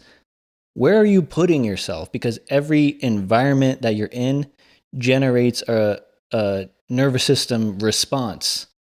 Yeah. And what is it? Is it good? Is it bad? Is it stressing you out? Is it making you feel calm? Like pay attention to that shit and then realize that like you can exert some control every once in a while over that, It's like it's such a bummer if you go to someone's house and it's just like a mess of like, disorganization. Not that I'm like being critical about this person not picking up after themselves, but because it's like, what is this doing to you and like your nervous system and your sense of self that you like, you're in an environment I assume that you think you deserve to be in. Otherwise it would be different, right? Yeah. Like when I said earlier, what you're allowing is what you're choosing. Right. You're making that conscious choice to not get out of this. Exactly. Yeah. And the things that you have around you, yeah. Like when I see people that are overweight, the first thing you think about them are fucking lazy. They have no standards. Mm-hmm. And they don't care about themselves because they don't care how people are perceiving all the shit around them. Mm-hmm. You know what I mean? Yeah. I don't know if that's 100% true. I don't think it is. That's immediately. But it's true that it's the perception of others. Yeah. And I don't think anybody's confused about that, Yeah. Yeah, dude. In a nutshell of that whole thing, it's the peace thing, the nervous system, listening to the same shit. You're exactly what you're saying. Yeah. If this doesn't make me feel good, I'm leaving. Mm-hmm. And for a long time, I didn't have the confidence in myself to believe that that was okay. Yeah. Or that I owed a response to something, or I owed an explanation to That's the the big people one, around the me. explanation. I Yeah. don't give a fuck anymore. Hey man, I'm gonna go. Everything okay? A lot of people will sit there and be like, how am I going to get out of this? How am I going to leave in a way that makes sense? It's like, it doesn't have to. What am I gonna make up that is like, Yeah. hey, dude, my dog, and like I gotta feed him, so I gotta go home. Yeah. Why don't you just say, hey man, I had a great time. I'm gonna roll out of here. I'm done. Yeah. And then be like, because then they try to take it and why? What? No, where are you going? Why are you done? And it's funny if you make the decision to just be utterly transparent. Hey, I'm feeling really awkward right now, so I'm just gonna go.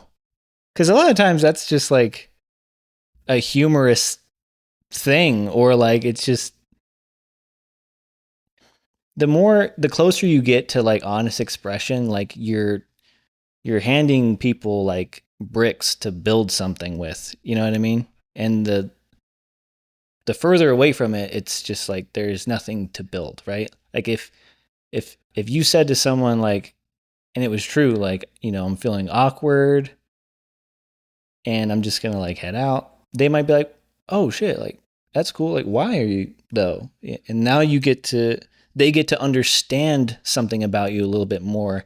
And now they have a choice to like potentially just keep that in mind, make some accommodation if they feel like that's necessary, It's like, but without any information, that it just perpetuates, right? So it's just like, I agree with both of those things, and then I disagree with the accommodation thing. Yeah, you hope that's how it's gonna go. Well, That's a good person and a good friend. Yeah. I think what you'll find more often, way more often than that, is I'm feeling really uncomfortable here. I'm gonna roll out. But, oh, what the fuck? Hey, what's going on? Mm-hmm. As soon as you give them the thing, You have to be very careful, very aware, and very like trained in of yourself to hold this shit where you don't make it a you statement. Oh yeah, sure. As soon as you point at them, boom, you've set off the fucking alarm in their head of like, this Yeah. isn't my fault, this is your fucking fault. And you'll get into that shit. Kenzie just had this happen at a party. She went to Yeah. a friend's birthday party, and a bunch of other friends showed up that she had no idea who any of these people were. And she said she saw that friend that she was there for the party immediately switched up into the mode that she acts when she's around them and not her. And it was completely different. And she said she tried to just accommodate this thing and Mm-hmm. then was like, you know what, at the end of the day, we've been doing a lot of work with her. And it was just like, choose yourself, dude. You Yeah. don't owe anybody an explanation. Yeah, you really don't. So she said, hey, like just not politely talk to her parents. Hey, thanks so much for having me. I really enjoyed it. I'm going to head out. And it's like, oh, like everybody was kind of thrown off of like, what? Like, I've only been here like an hour past the party start time. Like, what's going on, you know? But they didn't ask that then. Mm-hmm. And then she said bye to the friend, like, hey, thanks so much for having me. Like, I really loved it. I had a great time. And then left. And like 2 hours later, maybe an hour later, something, that girl texts Kinsey, like, hey, why did you leave? Like, what is going on? And she said, like, I just felt really awkward around some of those people and whatever, right? And she fucking flipped it. It's immature 15, 16-year-old girl shit. Mm-hmm. I expected 100%. Mm-hmm.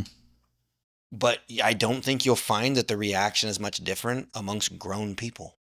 Certainly not. I think in my scenario, I was just imagining You're imagining what you would do. between friends. Yeah. You know, like it's definitely not the way to approach every situation. You know, people I think generally can navigate that themselves because it's totally the contexts are endlessly different. You know, but just the idea of trying to get comfortable with the fact that like if you're honest